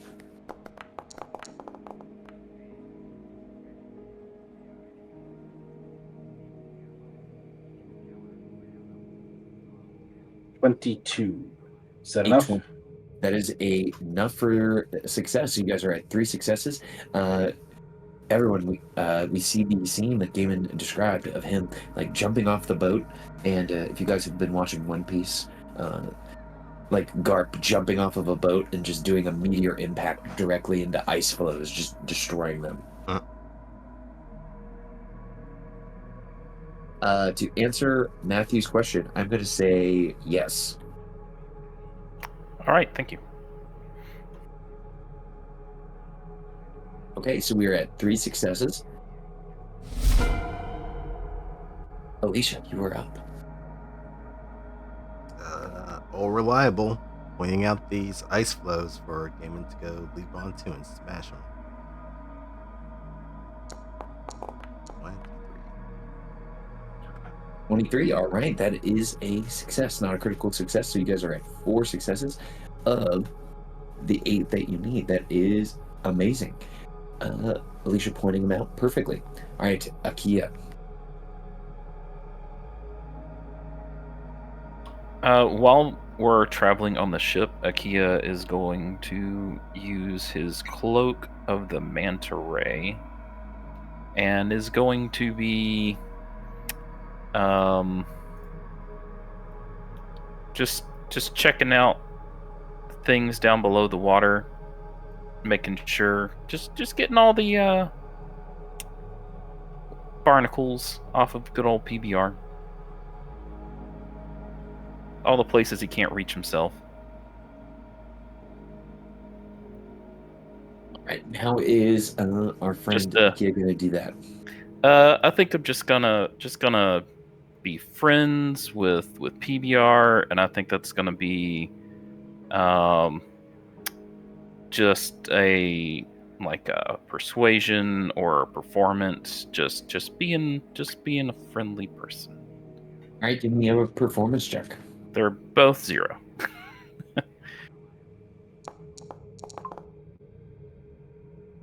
A 13 would not pass. Okay, I'll use my Factspiration to be extra friendly. When does it become a D10? Or It becomes a D10 at level 10, which is now. 16. A 16 is not enough. The DC of this challenge is 17. Do it. Do it.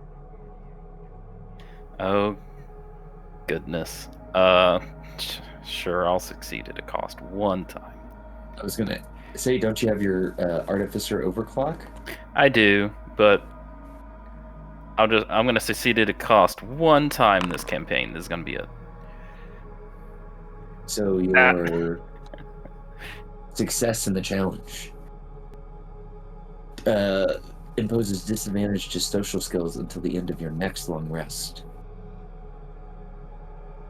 So this is occurring, I wouldn't say during a camp. So you're doubted by this action. Akia's... Y'all start catching Akia in just more and more weird lies.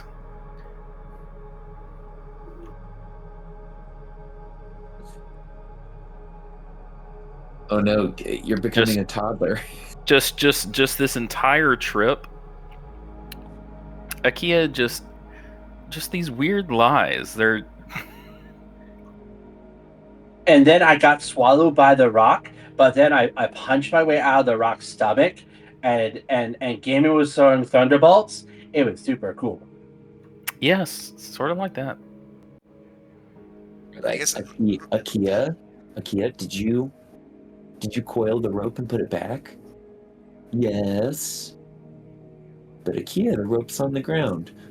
But I coiled it. I totally did. Yeah, it's getting a little weird.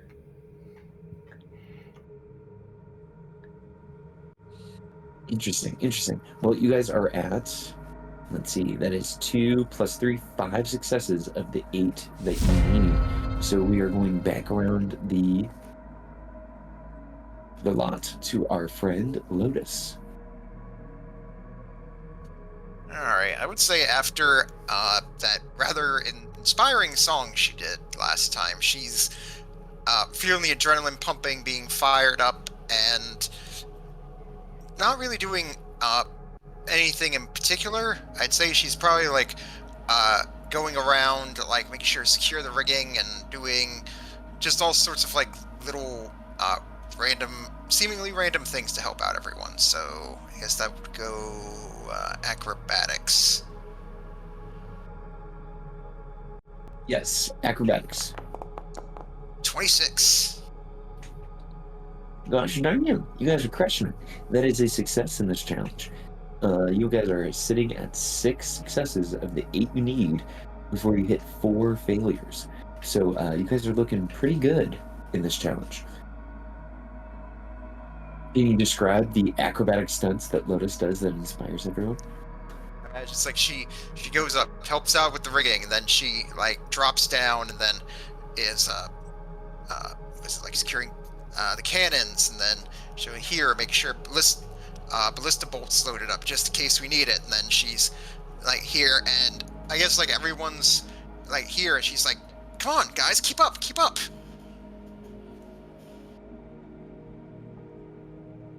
That's sick. That's Risha, awesome. what's our new policy on drug testing? Not enough, apparently. Aki is acting weird. Lotus is acting hyper.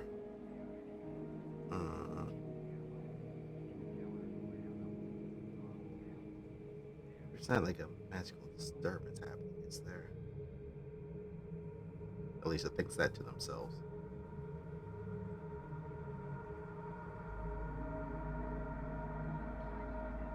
Yeah, the magic of the realm at the moment seems calm.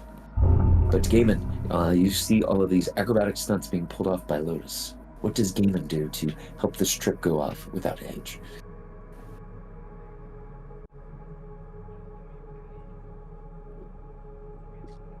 Thinking.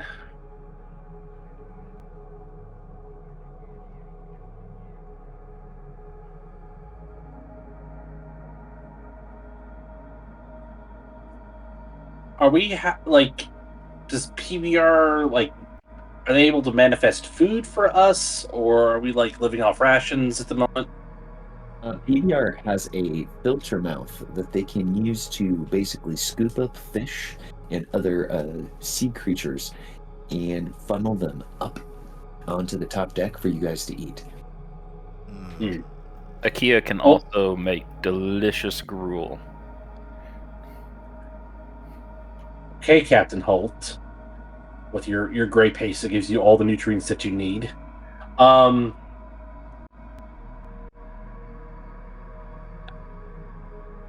guess maybe a survival check to like try and clean and cook the fish. If you want a different skill. Absolutely. Survival to clean and cook the fish that PBR is basically just pulling up from the bottom of the ocean to serve to you guys. Okay. Because Absolutely. I was assuming we didn't want sushi for like 3 days straight for every meal. Yeah, Alicia would not eat raw fish that's coming out of the PBR's mouth. I will throw out my my factspiration. Absolutely. Let's see it here. 20! A 20 is a success. That is 7 successes of the 8 that y'all need.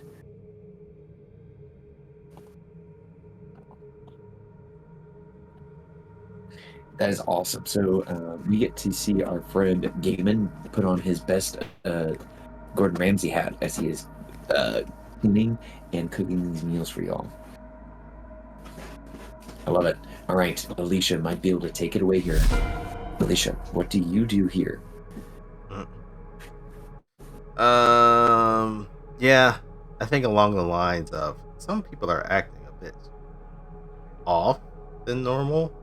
Let me just be sure. And they're gonna make a medicine check just to make sure that everyone's well-being is on the up and up right now. Oh, that's a 10. Alicia wished to use her factspiration here. It is a D10 at this point. It is. And the DC is still 17. Has it gone up? 17. Has not gone up. 7 or higher. I think I may just... Yeah, I think I'll just keep it. Keep the 10. They're distracted for the time being.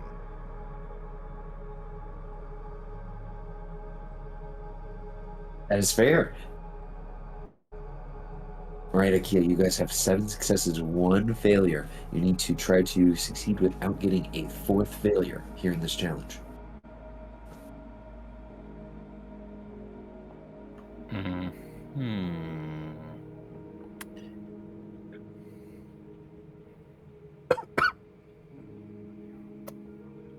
Any? Can anybody think of a way I could use Arcana?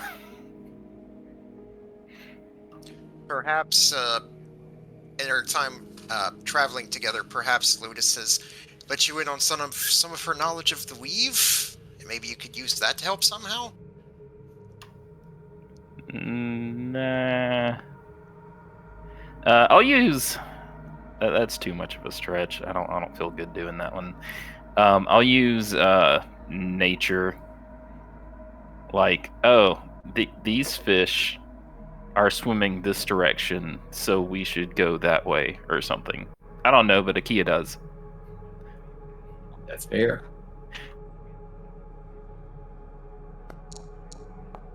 All right, and with a 21, you guys have succeeded this little travel challenge, getting 7 successes. So let me go ahead and roll your windfall.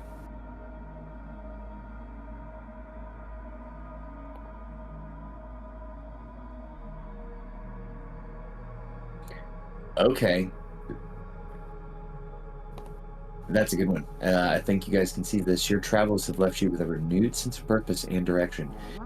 Each character can increase their DM inspiration stack by 1. Nice.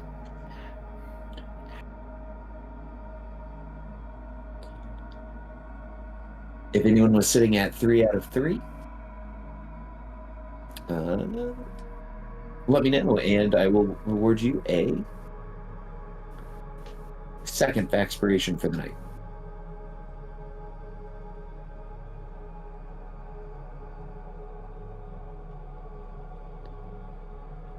Okay. During all of this wibbly wobbly, timely wimey stuff that's happening during the skill challenge, was there any scenes that the players, that being you guys, wish to play out with one another or with any of the NPCs? Or are you guys waiting to see what happens next? I would say probably at some point, probably in the morning one time, while enjoying a cup of coffee, or the best equivalent that she could do while on the ship, Lotus would be reading over the book that Alicia had given her.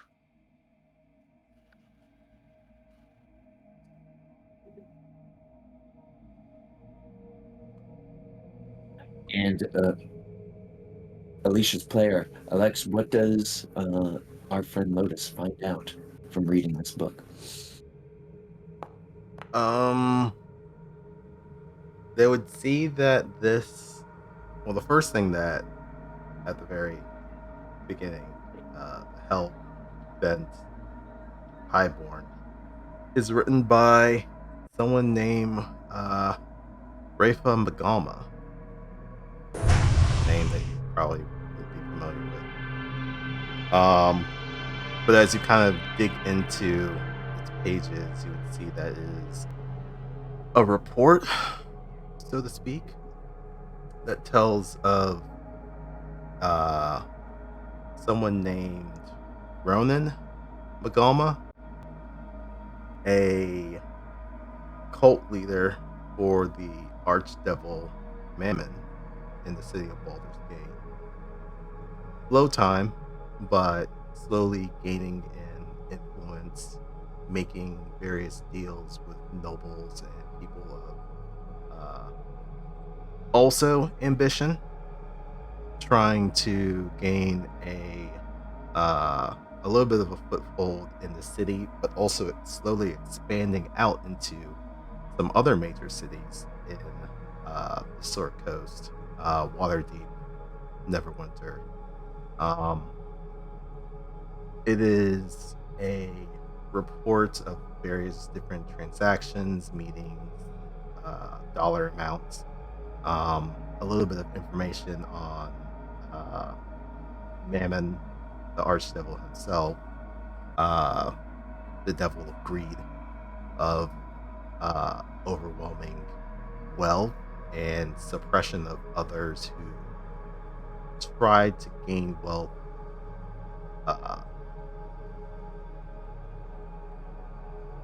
gaining wealth and suppressing others from gaining wealth. This is one of their kind of saying. But essentially, it would be a report of all the different activities that were occurring, and then kind of towards the end, it says that there was a connection that was made to the local churches in Boulder's Gate, as well as to the Flaming Fist authorities of the city, in order to submit this report as evidence. I would say at some point, if Alicia did sort of like walk by, Lois would look at the book, say like, Alicia, could you come over here real quick? I wanted to talk to you about this book that you gave me. Mm-hmm. It's very fascinating reading through all this, and you know, it reminds me a lot of like the first big story that I had for the newspaper I worked at back home, which, you know, you'd love this. It was actually called The Sun. It's actually a good name. Yes. Well, the thing is like I had been doing some digging into a church that had been, well, the pastor, I noticed, seemed to be driving a pretty nice car, nicer than even most of his parishioners did. And doing a little bit of digging, I found very similar things to what, you know, the author of this found. And, well, while it's like here, mine ended up leading to a bit of a happy ending of sorts. Turns out that the district attorney, and she's like, oh, excuse me, the head barrister, was able to get enough evidence to prove that, in fact, the pastor was embezzling church funds, and, well, he got locked away, and there was a little bit of turmoil in church for a while, but then a much more actually righteous person took over, and there was some rebuilding and reorganization, and, well, now the church is known for its actual good charity work it does for the community.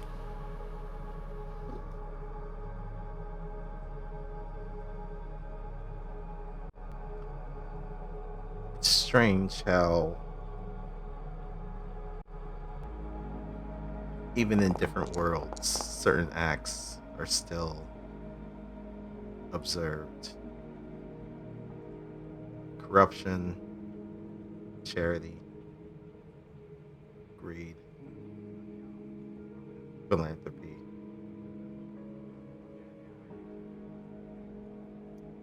I want to thank you, and she'll close the book and slide it back over at the table towards you.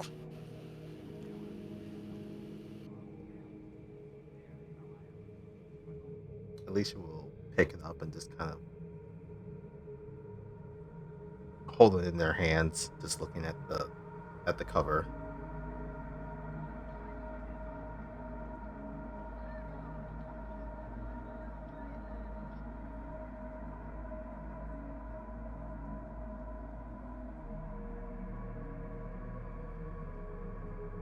And then look at you. You know the author?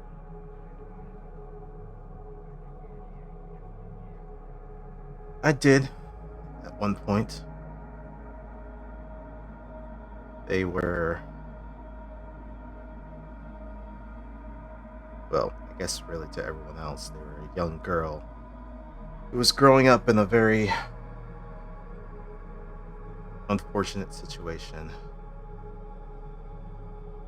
Their parents were, well, more like their father was very ambitious and wanted to gain power through whatever means necessary. Even if that meant trampling on those who are impoverished. But more importantly, that girl also grew up in a household where it came to slowly understand the horrors that fiends are capable of.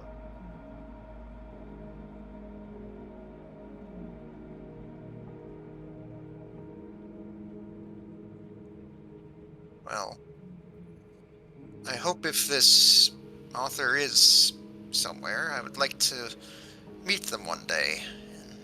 I hope that they know that, well, there are people out there much like them. And that they certainly don't need to suffer alone.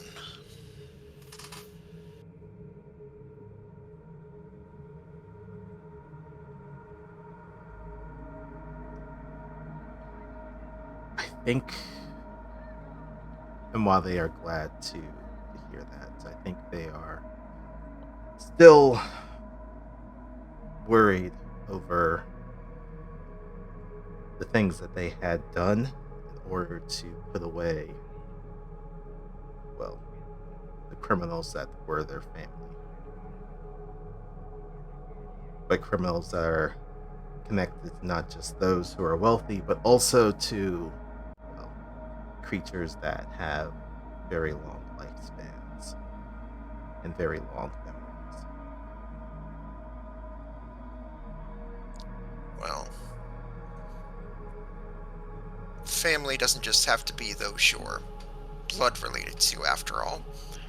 Your family can be whatever you make of it.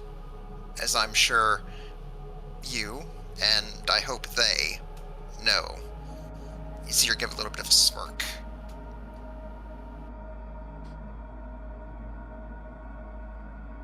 Well, thank you for taking the time to read it.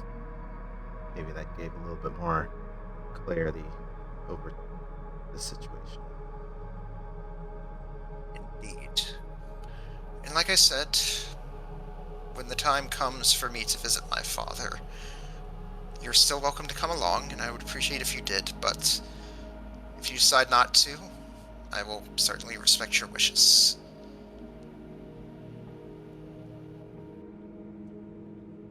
They'll give you a nod, and they'll turn to walk away. And then she'll just go back to her coffee.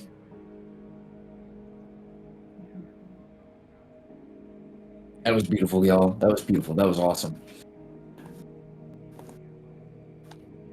There is a signal from the top deck. You will recognize the signal coming from your friend Danica Greysteel. She is seeming to signal to you all that she wishes to speak to you all on the top deck. Right. Otis will come up.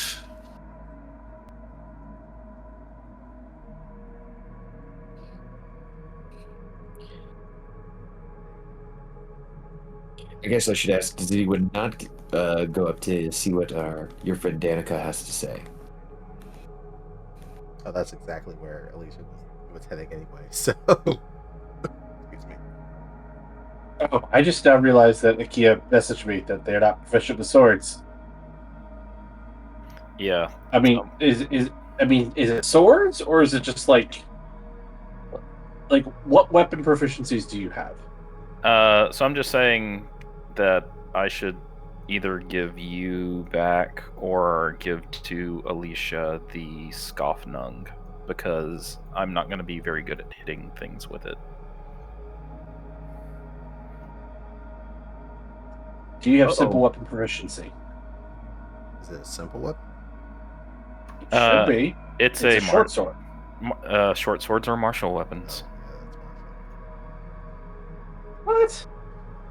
At one point, weirdly enough, during the UA they were doing for the 2024 books, they made short swords simple weapons, and then they reversed it and went back to martial weapons. So you're kind of correct at a certain aspect, but yeah, they're unfortunately martial. You're correct from a certain point of view, but you're just fucking wrong. Okay, yeah, okay. From a certain point of view, the Jedi are evil. Gant would tell you all. So one of you two should take Scoffnung. I can't use martial weapons, so it had to go to someone else. Okay. I would send it back to Gaiman, but he's not on the list of players I can send to. What? That's Or- crazy. There's another option. If you wish, Danica can use short swords. I'm just kidding. You don't have to give your magical sword to Danica. It's up to Gaiman. I mean, I've got a plethora of magic weapons.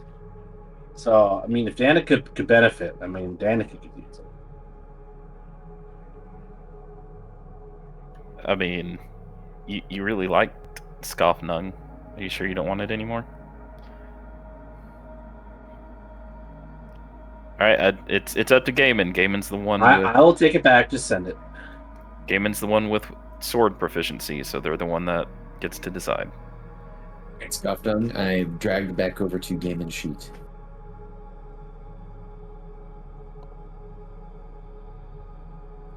And we'll go ahead and delete it off like he is. Danica, seeing that everyone is there, she looks with fervor at you all and says, "In our travels, I want to thank you for allowing me to take some time to read through the pages of the Codicil of White. It is shed some light and some perspective on what we have ahead of us. Even if it is only written in poetry.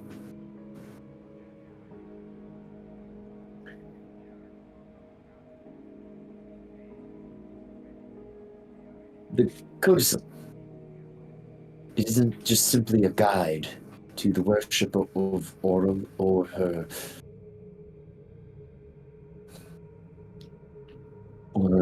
followers writing her histories down. It is a doorway, a channel to her absolute power.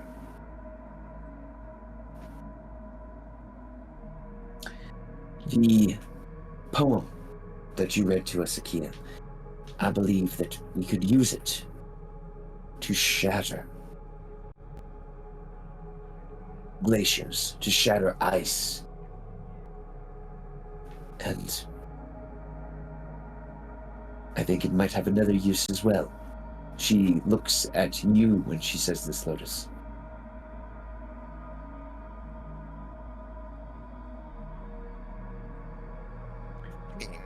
Spells, yes? Spells that are written on your skin. The Netherese magic. Something has felt off about this book since I've touched it, since I've read it. And she opens the pages to reveal the letters inked on the page.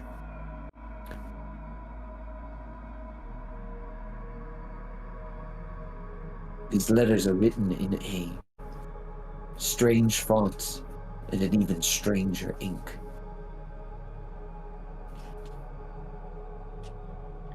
As she says so, if you guys would like to try to insight what she is going to say, or maybe guess, you can give me an investigation check. Insight or investigation? Insight or investigation. Investigation to see if you can see what she's talking about on the letters, or insight to kind of guess what she's going to say. And Alicia with the nat 20. Okay. Alicia, you know without a shadow of a doubt, as you look upon the letters yourself from your clerical training, these letters have been scribed in blood. You can see it, and you can see that Danica feels some type of way about their presentation to you and using this book Akia, you know something very similar by looking at these letters. And Danica will say a short incantation over the letters, and they begin to glow in the moonlight overhead. And she will reveal to you all, these letters are written in blood of some type. I believe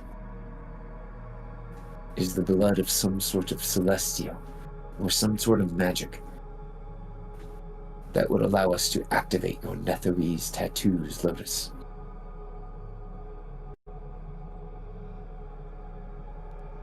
The sooner we get these things off me, the better, as far as I'm concerned. That is still so weird. They look so cool.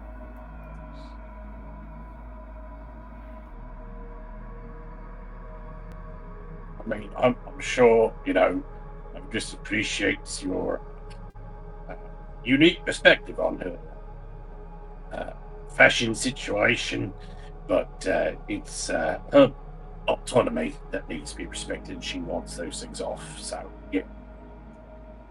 Ah, I see. I was being disrespectful. I apologize.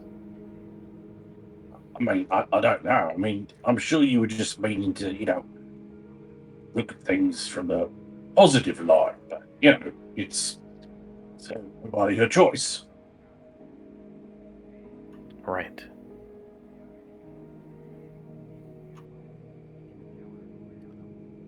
I'm trying to remember. Was there mention of celestial blood at some point earlier? Was it needed? For the activation of the spells. Yes. Okay. So with what I guess Alicia is looking at on this book, would they have essentially it seems like that component's already taken care of by it being written in this book this way, in this manner? Yes. Okay.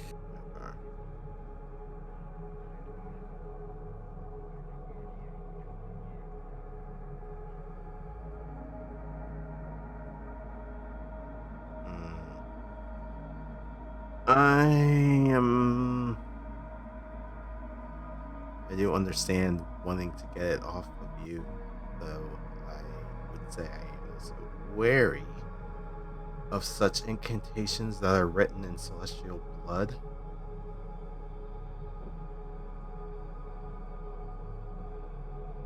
But there's a lot about this Netherese that we don't know about.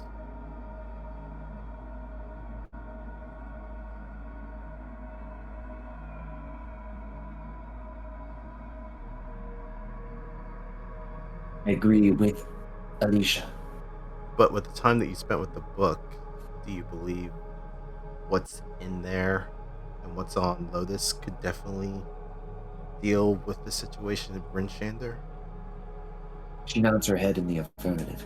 Yes, I do. And I know that we haven't had the time to really pick its brain, but I think we need to lean on the orb we recovered. Professor Scant.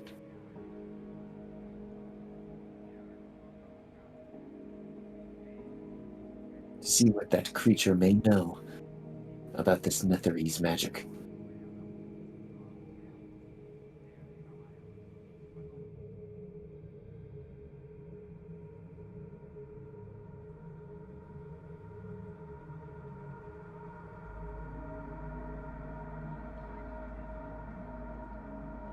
Where is that stand? And Professor Scant, being an orb, is wherever you would have liked him to be. He actually can't move on his own. Didn't you have him? I had him at one point, but apparently someone else had him at some other point too. Let's say there was like a chest or something that he wanted to be put in, so he's out of the cold. So Alicia will retrieve him from the chest. Oh, thank you for finally retrieving me from the chest. I was quite buggerly cold from my time spent in the waters of the Sea of Moving Ice. I am so happy to be free and warm in your hand once again. You're quite welcome. So, we're discussing this codicil of white that we retrieved. Yes, the poetry book. That is true. I actually didn't consider it would be a book of poetry. Well, so I guess with what is written within this book, there are a whole list of things that we'd be able to accomplish. But I believe, and look, at least look to the others, maybe we should deal with Brinshander as soon as possible. Have its citizens out from under the thumb of Sybil.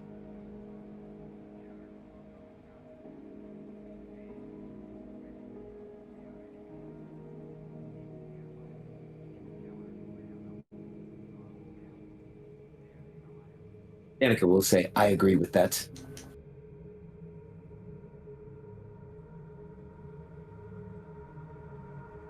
And the Professor Orb will say, with the supposed incantations of magic, you should be able to break down any glaciers or large form ice sculptures by reciting the rhyme of the Frostmaiden located within the Codicil of White. All right. Any idea how close we have to be in order for it to take effect? This feels like a good time for a good old-fashioned scientific experiment. I guess we could start reciting it now, and then as we get onto the mainland, continue to recite it and see what happens. I am not sure of its effective range. Well, I feel like we may. Hold on a second. You said large glaciers or ice sculptures. Is it specifically those two, or just anything large and made out of ice? Because I'm pretty sure we may be passing quite a few of those along the way. Maybe we test it out on those? Yes, like a glacier or some type of giant ice flow, and see what happens if you recite the rhyme on it.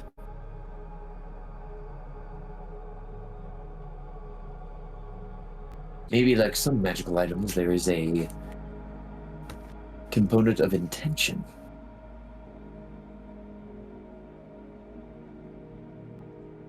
Right, I feel like it'd be cumbersome to just be reciting a poem over and over and over again until we get to Prince Shander.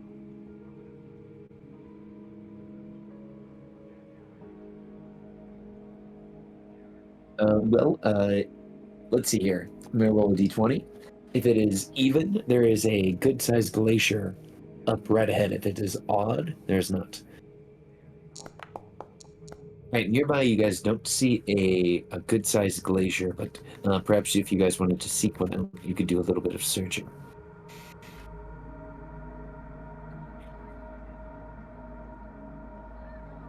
I'd like to test this out, see what it does. Yeah, it's probably a good idea we find out now as opposed to when we really need it. I mean, I'll be down for that. We do have extra time. Courtesy PBR's exceptional haste.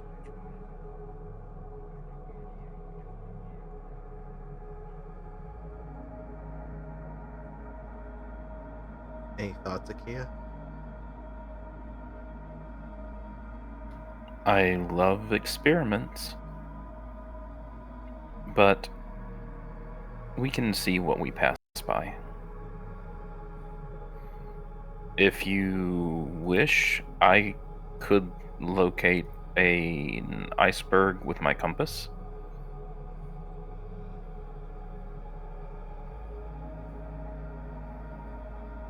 If you don't mind a little sidetracking. think we can. I think this warrants a little bit of. Okay. I will use my Compass of the Seeker to find a just the closest glacier that's over, say, 6,000 pounds. So it should be the size of about 3 cars put together. So just the closest one that's larger than about 3 cars, 6,000 pounds. Right, using the amulet of the seeker, you direct PBR to find the iceberg, and PBR will say right away, and he will speed towards the iceberg, taking you guys there in just a few moments.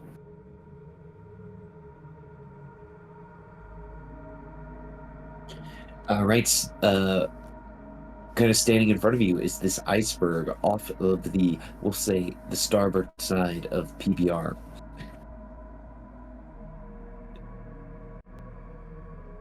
I mean, what do you guys do when you have this iceberg in front of you? Well, we don't want to get too close before we start testing. So we should start now. So, Professor Scans, how would this work? Do we just recite the poem and point Lotus in the direction? Oh, I don't think you would want to use Lotus yet. I believe the poem is just for breaking regular ice, if I'm understanding correctly. And the magic spell on Lotus was for destroying the particular. Okay, now I'm not sure. I guess looking at the orb for clarification. The orb will say, let's start by just using the magic of the rhyme itself. Alicia, why don't you try reading the rhyme and speaking at that specific iceberg with intention and see what happens. All right. Alicia will, I guess, look at the passage that's written in there and speak it. Right. And it is kind of interesting. As Alicia does this, there is a momentary silence. Even the waves themselves stop. And then you hear a deafening crack in the iceberg as it begins to split and splinter. And slowly, its halves begin to fall into the sea of moving ice, leaving nothing but floating cubes in its wake. It would appear that we do not need to be very close at all. Good. Well, the ship did move, kind of close to the ship, the iceberg, but we'll say it was a distance of about 100 feet. Okay. 100's not bad. Well, that was... I don't know why I was expecting anything different. It seemed to have worked. That's good. That's very good.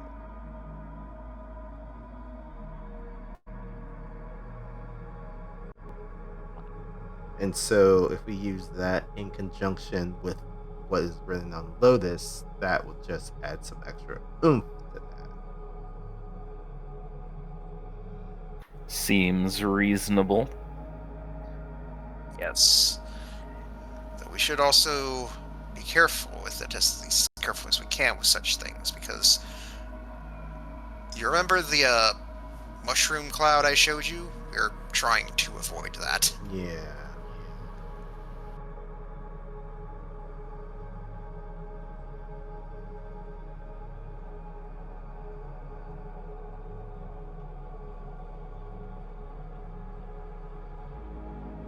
The Professor Orb says, Our initial testing have seemed to have gone very well.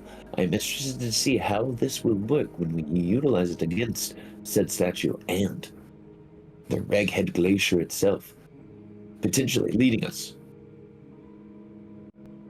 to the entrance of the Lost Netherese city.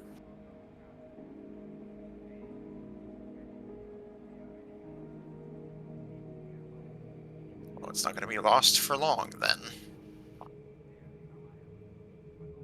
And you're quite confident, Professor Scans, that what may be in this city is capable of dealing with this eternal night?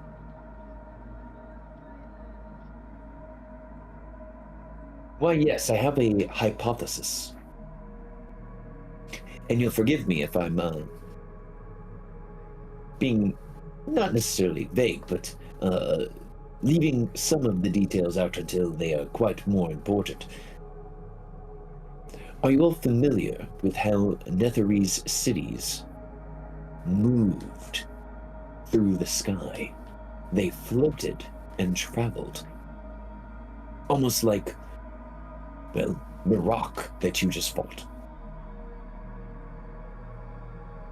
Lotus will nod slightly as she did remember seeing some of that during the, the whole thing where she got these tattoos in the first place. Yes. What I would be hoping for us to discover is the series of objects that allowed those Netherese cities to float and fly. Commonly known as, in the Netherese histories, as a mythalar.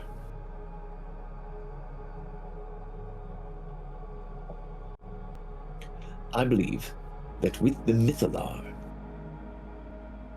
instead of using it to float a city, you all could repurpose the object to end the spell that Auril has cast upon the sky and bring back the sun.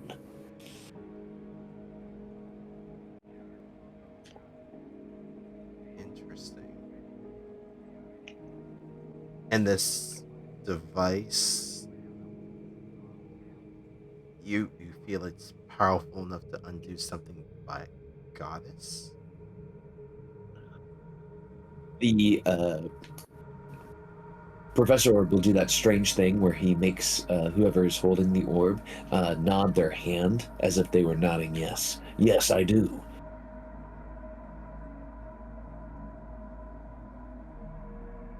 This civilization sure is something. Yes, I believe our orb has certainly given us something to ponder. Mm.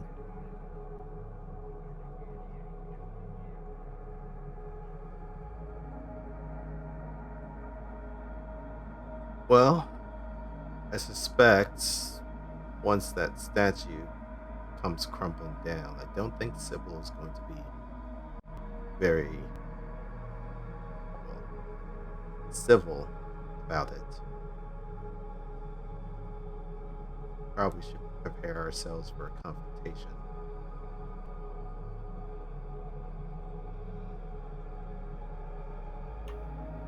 Yes.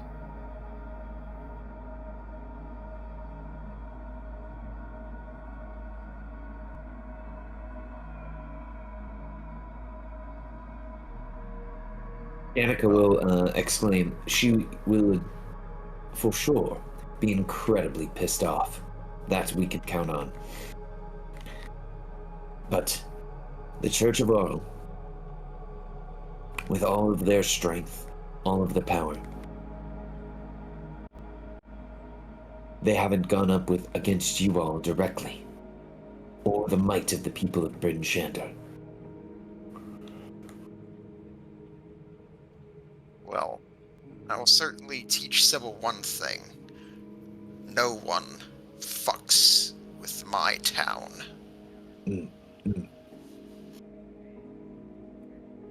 Hear, hear. And let me go to our calendar, y'all.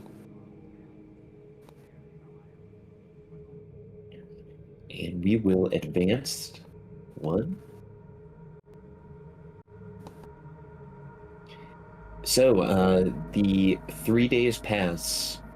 In your 3 days of travel,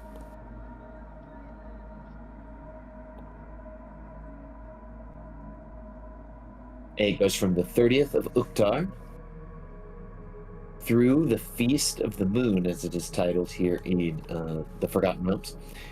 Kind of a day between the months.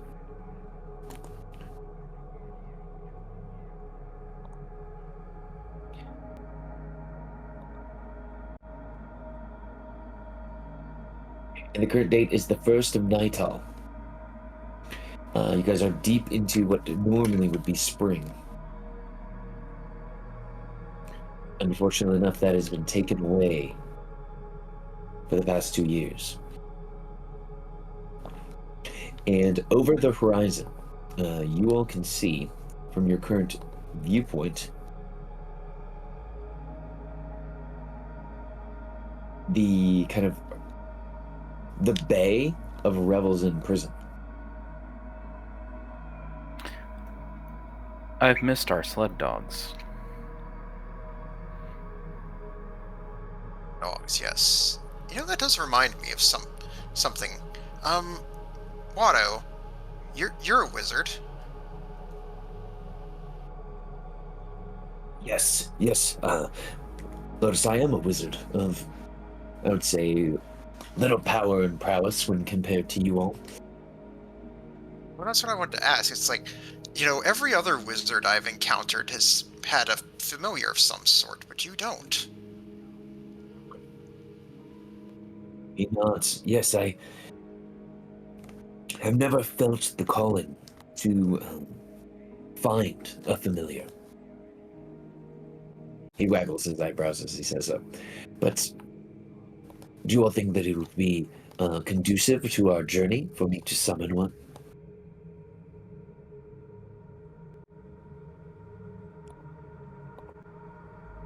I'm certain you could find a use for them. I mean, this make me wonder what sort of familiar calls to you.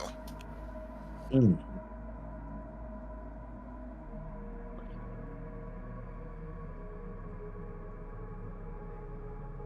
I think that, strangely enough, there are many options, many shapes and forms that one may take. But I've always wanted, and you'll have to forgive me, everyone, and try not to laugh, but I think a small little crab would be very adorable and cute. It would be. Though, admittedly, I would have to certainly resist the urge to eat it. Oh, thank God. I thought you were just going to say something perverted.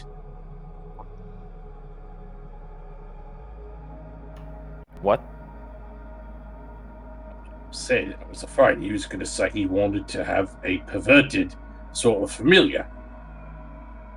Something that they would use. Oh no, Gaiman, I wouldn't summon anything like that. And hold on, everyone, I will find a familiar right now.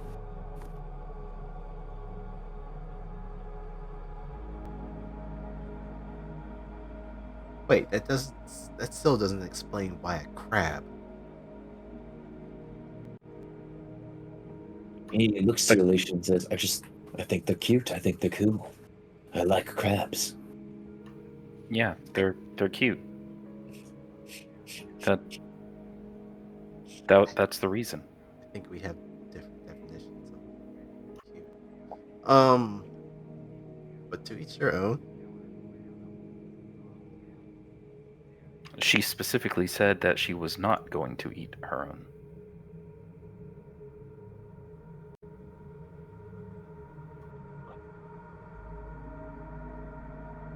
Mm-hmm.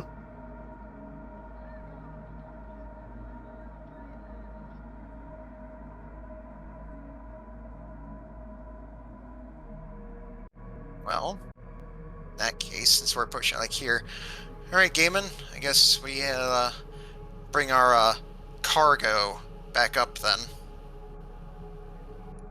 Okay. Gaiman will go down and he'll grab Gant from where he was trussed up and bring them topside. As that is happening, you see that a new crab has formed on the deck of the ship.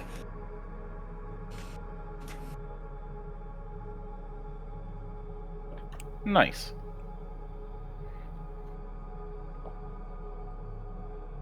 The crab looks to you, Akia, and nods its head, and produces its small pincher towards you in a handshake motion. Akia goes to shake the hand of the crab. It doesn't. It's got a nice grip, but it doesn't try to pinch your fingers. Cool. Did you come up with a name for the crab? He begins to grip his furry chin as tightly as he can as he begins to think of names for crab. As he goes to the crab name generator.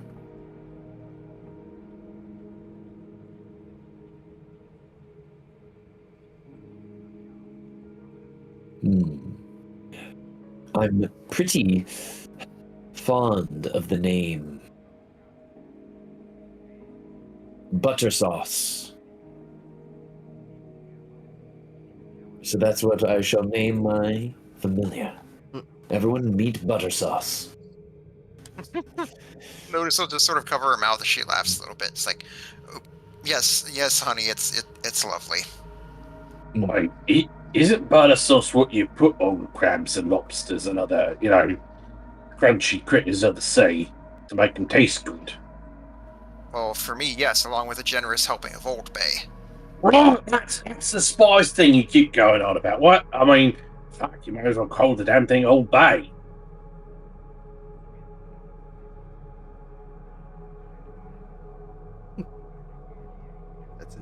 That would also be an interesting name. I mean, no offense, what? It sounds a lot better than butter sauce.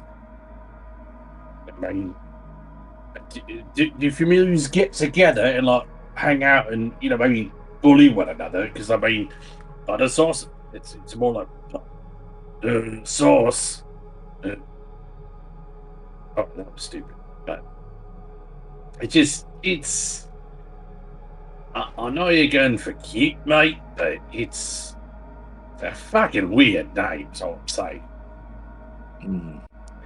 Well, I guess I'll have to go back to the drawing board then. Are you only able to bring out one? Because if you brought out two, then you would have both butter sauce and Old Bay. He sighs. Unfortunately enough, if I cast the spell again, it will just make Butter Sauce here disappear. I like butter sauce. I mean, it's better than the name I was going to suggest, and I whispered to Watto, I was going to suggest crab cake. That's also a good name. You hear Gaiman's stomach rumble. Does anyone have a free attunement slot? You haven't attuned to Scoff Bang. I mean, why do you ask? I was just determining efficiencies. Unfortunately, I'm full up.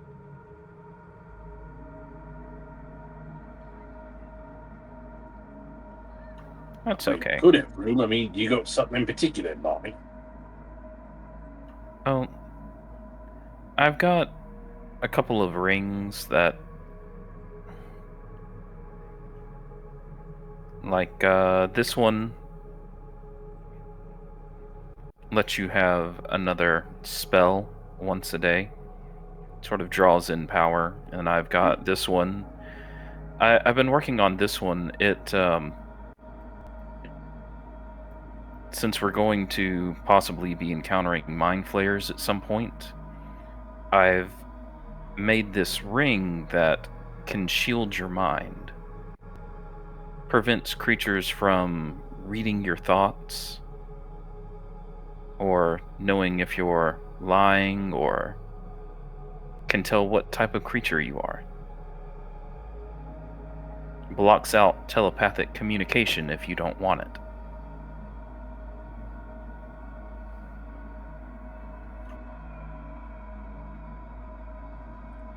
So, see, this is me asking to sort of like not metagame, but metagame. So, well, if someone's not wearing it, what kind of like, how do they resist? You know, like a mental takeover, that sort of thing.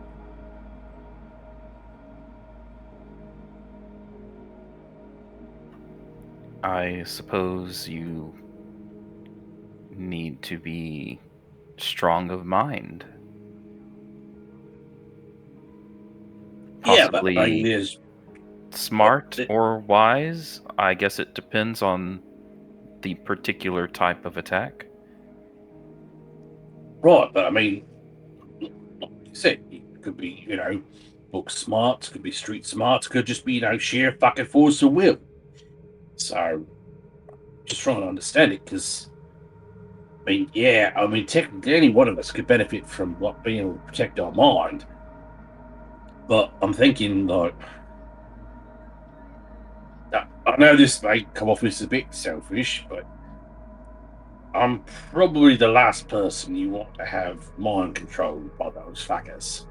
Well, actually, it doesn't really protect you from mind control. It more just blocks reading thoughts and communication.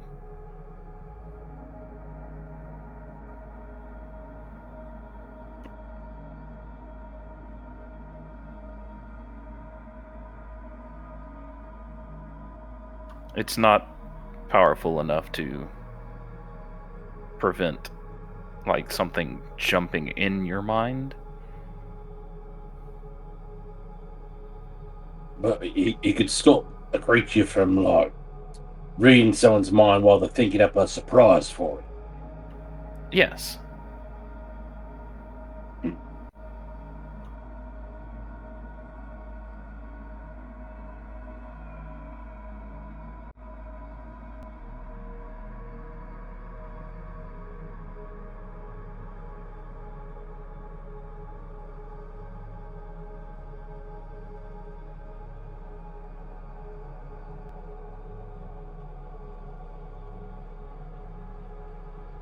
You all know something very interesting as your boat is moving ever closer towards the shore. Something that is slightly disconcerting. As you look from your ship to the shore, you see that there is a inordinate amount of smoke rising from what you recognize as the harbor.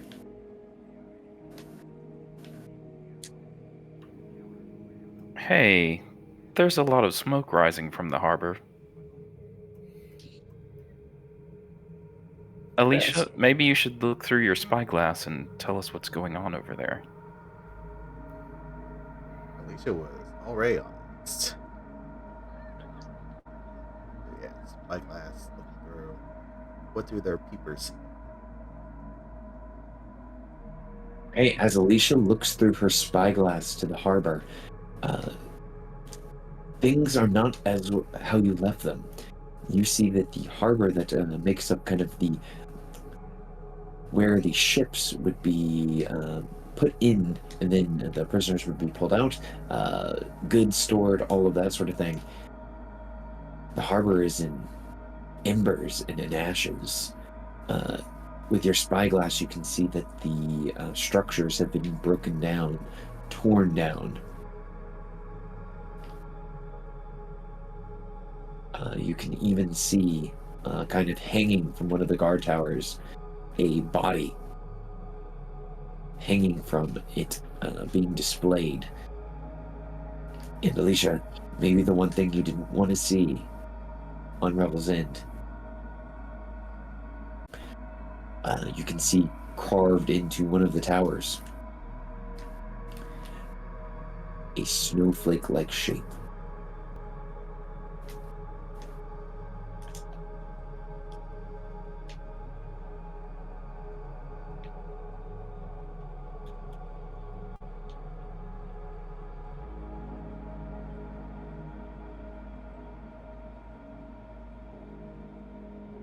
That's what What's you up? all can see from Alicia's vantage point, or that's what Alicia can see. So everything's good then? Well, they have a fire? Were they attacked by pirates?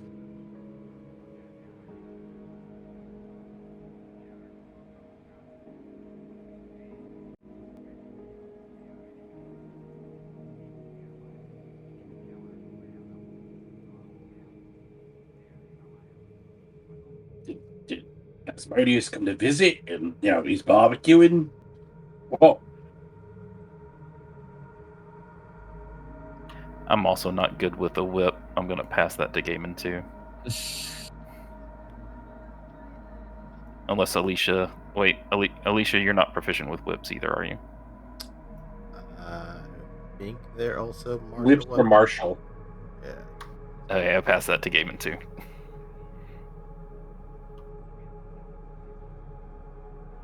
I can dual wield whips now. You can dual wield whips. A fire whip and a psionic whip. You're barbarian Simon Belmont now. I was thinking of Mickey Rourke from Iron Man 2. Whoopsh, whoopsh.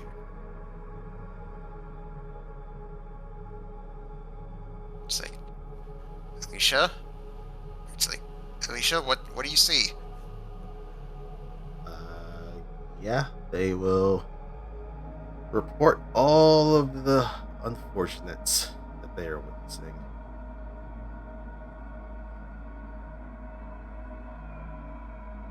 Well, Gant, I guess you should be glad you got to come along with us.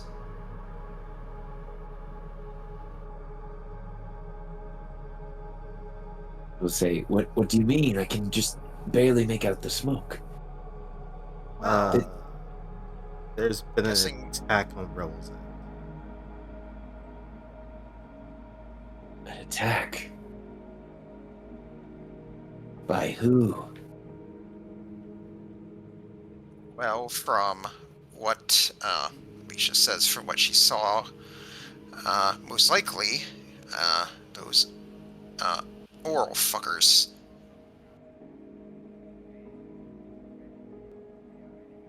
And as PBR gets even closer and closer and closer, you guys can make out from where you're at. You can see that not only is the harbor been burned and embers are floating up into the night sky, you can see that the outside walls of the prison that you can make out from your current vantage point also seem to be battle scarred and covered in flames.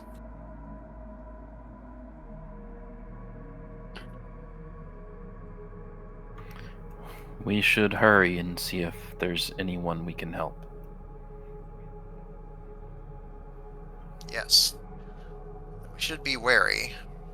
I wouldn't be surprised if the followers of Auril picked up some of the desperate prisoners while they were here. Let's hurry to the dock, please, PBR. Right away. And you guys can feel PBR tugs forward, sending the boat toward the burning harbor of Revel's Inn prison.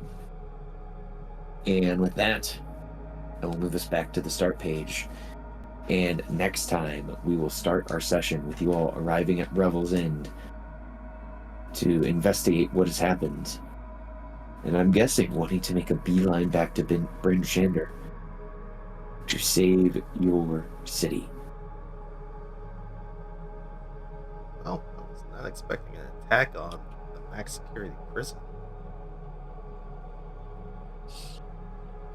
I guess that's a problem, is they're hardened to stop people from escaping, not set up to prevent people from attacking and getting in. True. Mhm. That's the problem Spider-Man always has. The problem he has is with prisons. People keep attacking the prisons, letting all the prisoners free. Got to fight Yeah. them over and over again. You know that's I happened mean- in like 4 Spider-Man games. Now that I think about it, Yeah, you're right. I mean, Batman has that same problem. Yep. Batman, Spider-Man, people always attacking the prison, letting all the prisoners out. You know who doesn't have that problem? Punisher. Yes. Red Hood. Mhm. Mhm. I was gonna say Superman, but did they attack the Phantom Zone? I feel like the Phantom Zone's been broken into a couple of times. You know what? I think you're right. It's not as indestructible and impregnable as many are led to believe. Give me I 10 would- good men and plenty of rope, and I'll impregnate the bitch. Mhm. I would like to pass Gaiman the Grell Whip, please. I don't have the ability to. Sure. Let me give Gaiman the Grell Whip. Let's see here. Well, folks, next week we should be good to go as you guys are kind of hurtling towards this inevitable conclusion with the Church of Auril in Bryn Shander, armed with the Rime of the Frostmaiden, armed with lotuses, tattoos.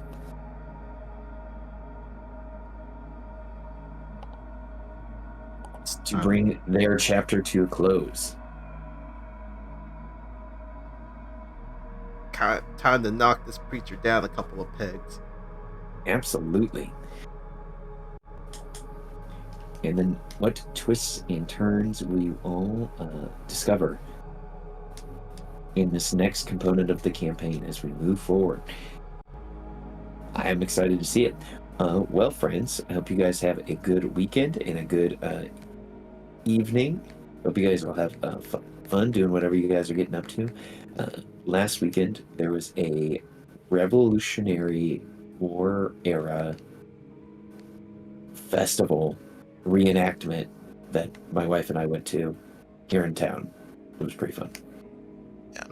Nothing like that happening around here, but the local Greek Orthodox Church is having a Greek festival this weekend. So that's going to be fun. Nice. Here's an important question that I have to ask you all.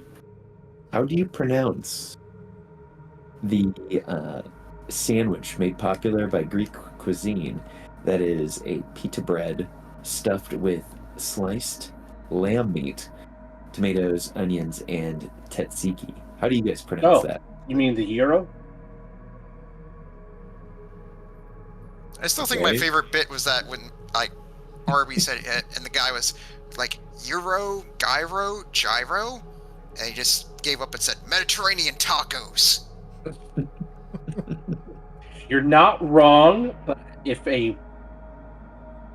someone who's very much into their Greekness hears you say that, I think they will assault you. Right, Oh, I I would imagine not so. dare. I always love it when I hear the different way people pronounce that word. When they're like, I would love a gyro, please. And then you put them That hurts my heart when someone says that.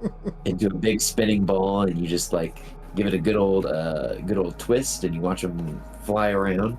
That's funny because gyro would keep them stabilized. Nice. Guys, that makes me so hungry. I'm getting a gyro tomorrow. Anyways, I hope you guys have a good rest of your evening, and I will see you guys next time. If you need me for anything, I will be active in the Discord. We're all level 10 now. That we are. Thanks for the game. Thanks for running. My pleasure, guys. Bye, guys. And All right, good game. See y'all later. Yep. I think I need to change Gaiman's name. He's no longer Gaiman the Glaive. He's got 2 whips. It's like Gaiman something involving whipping. Workshop that. I'm gonna have to.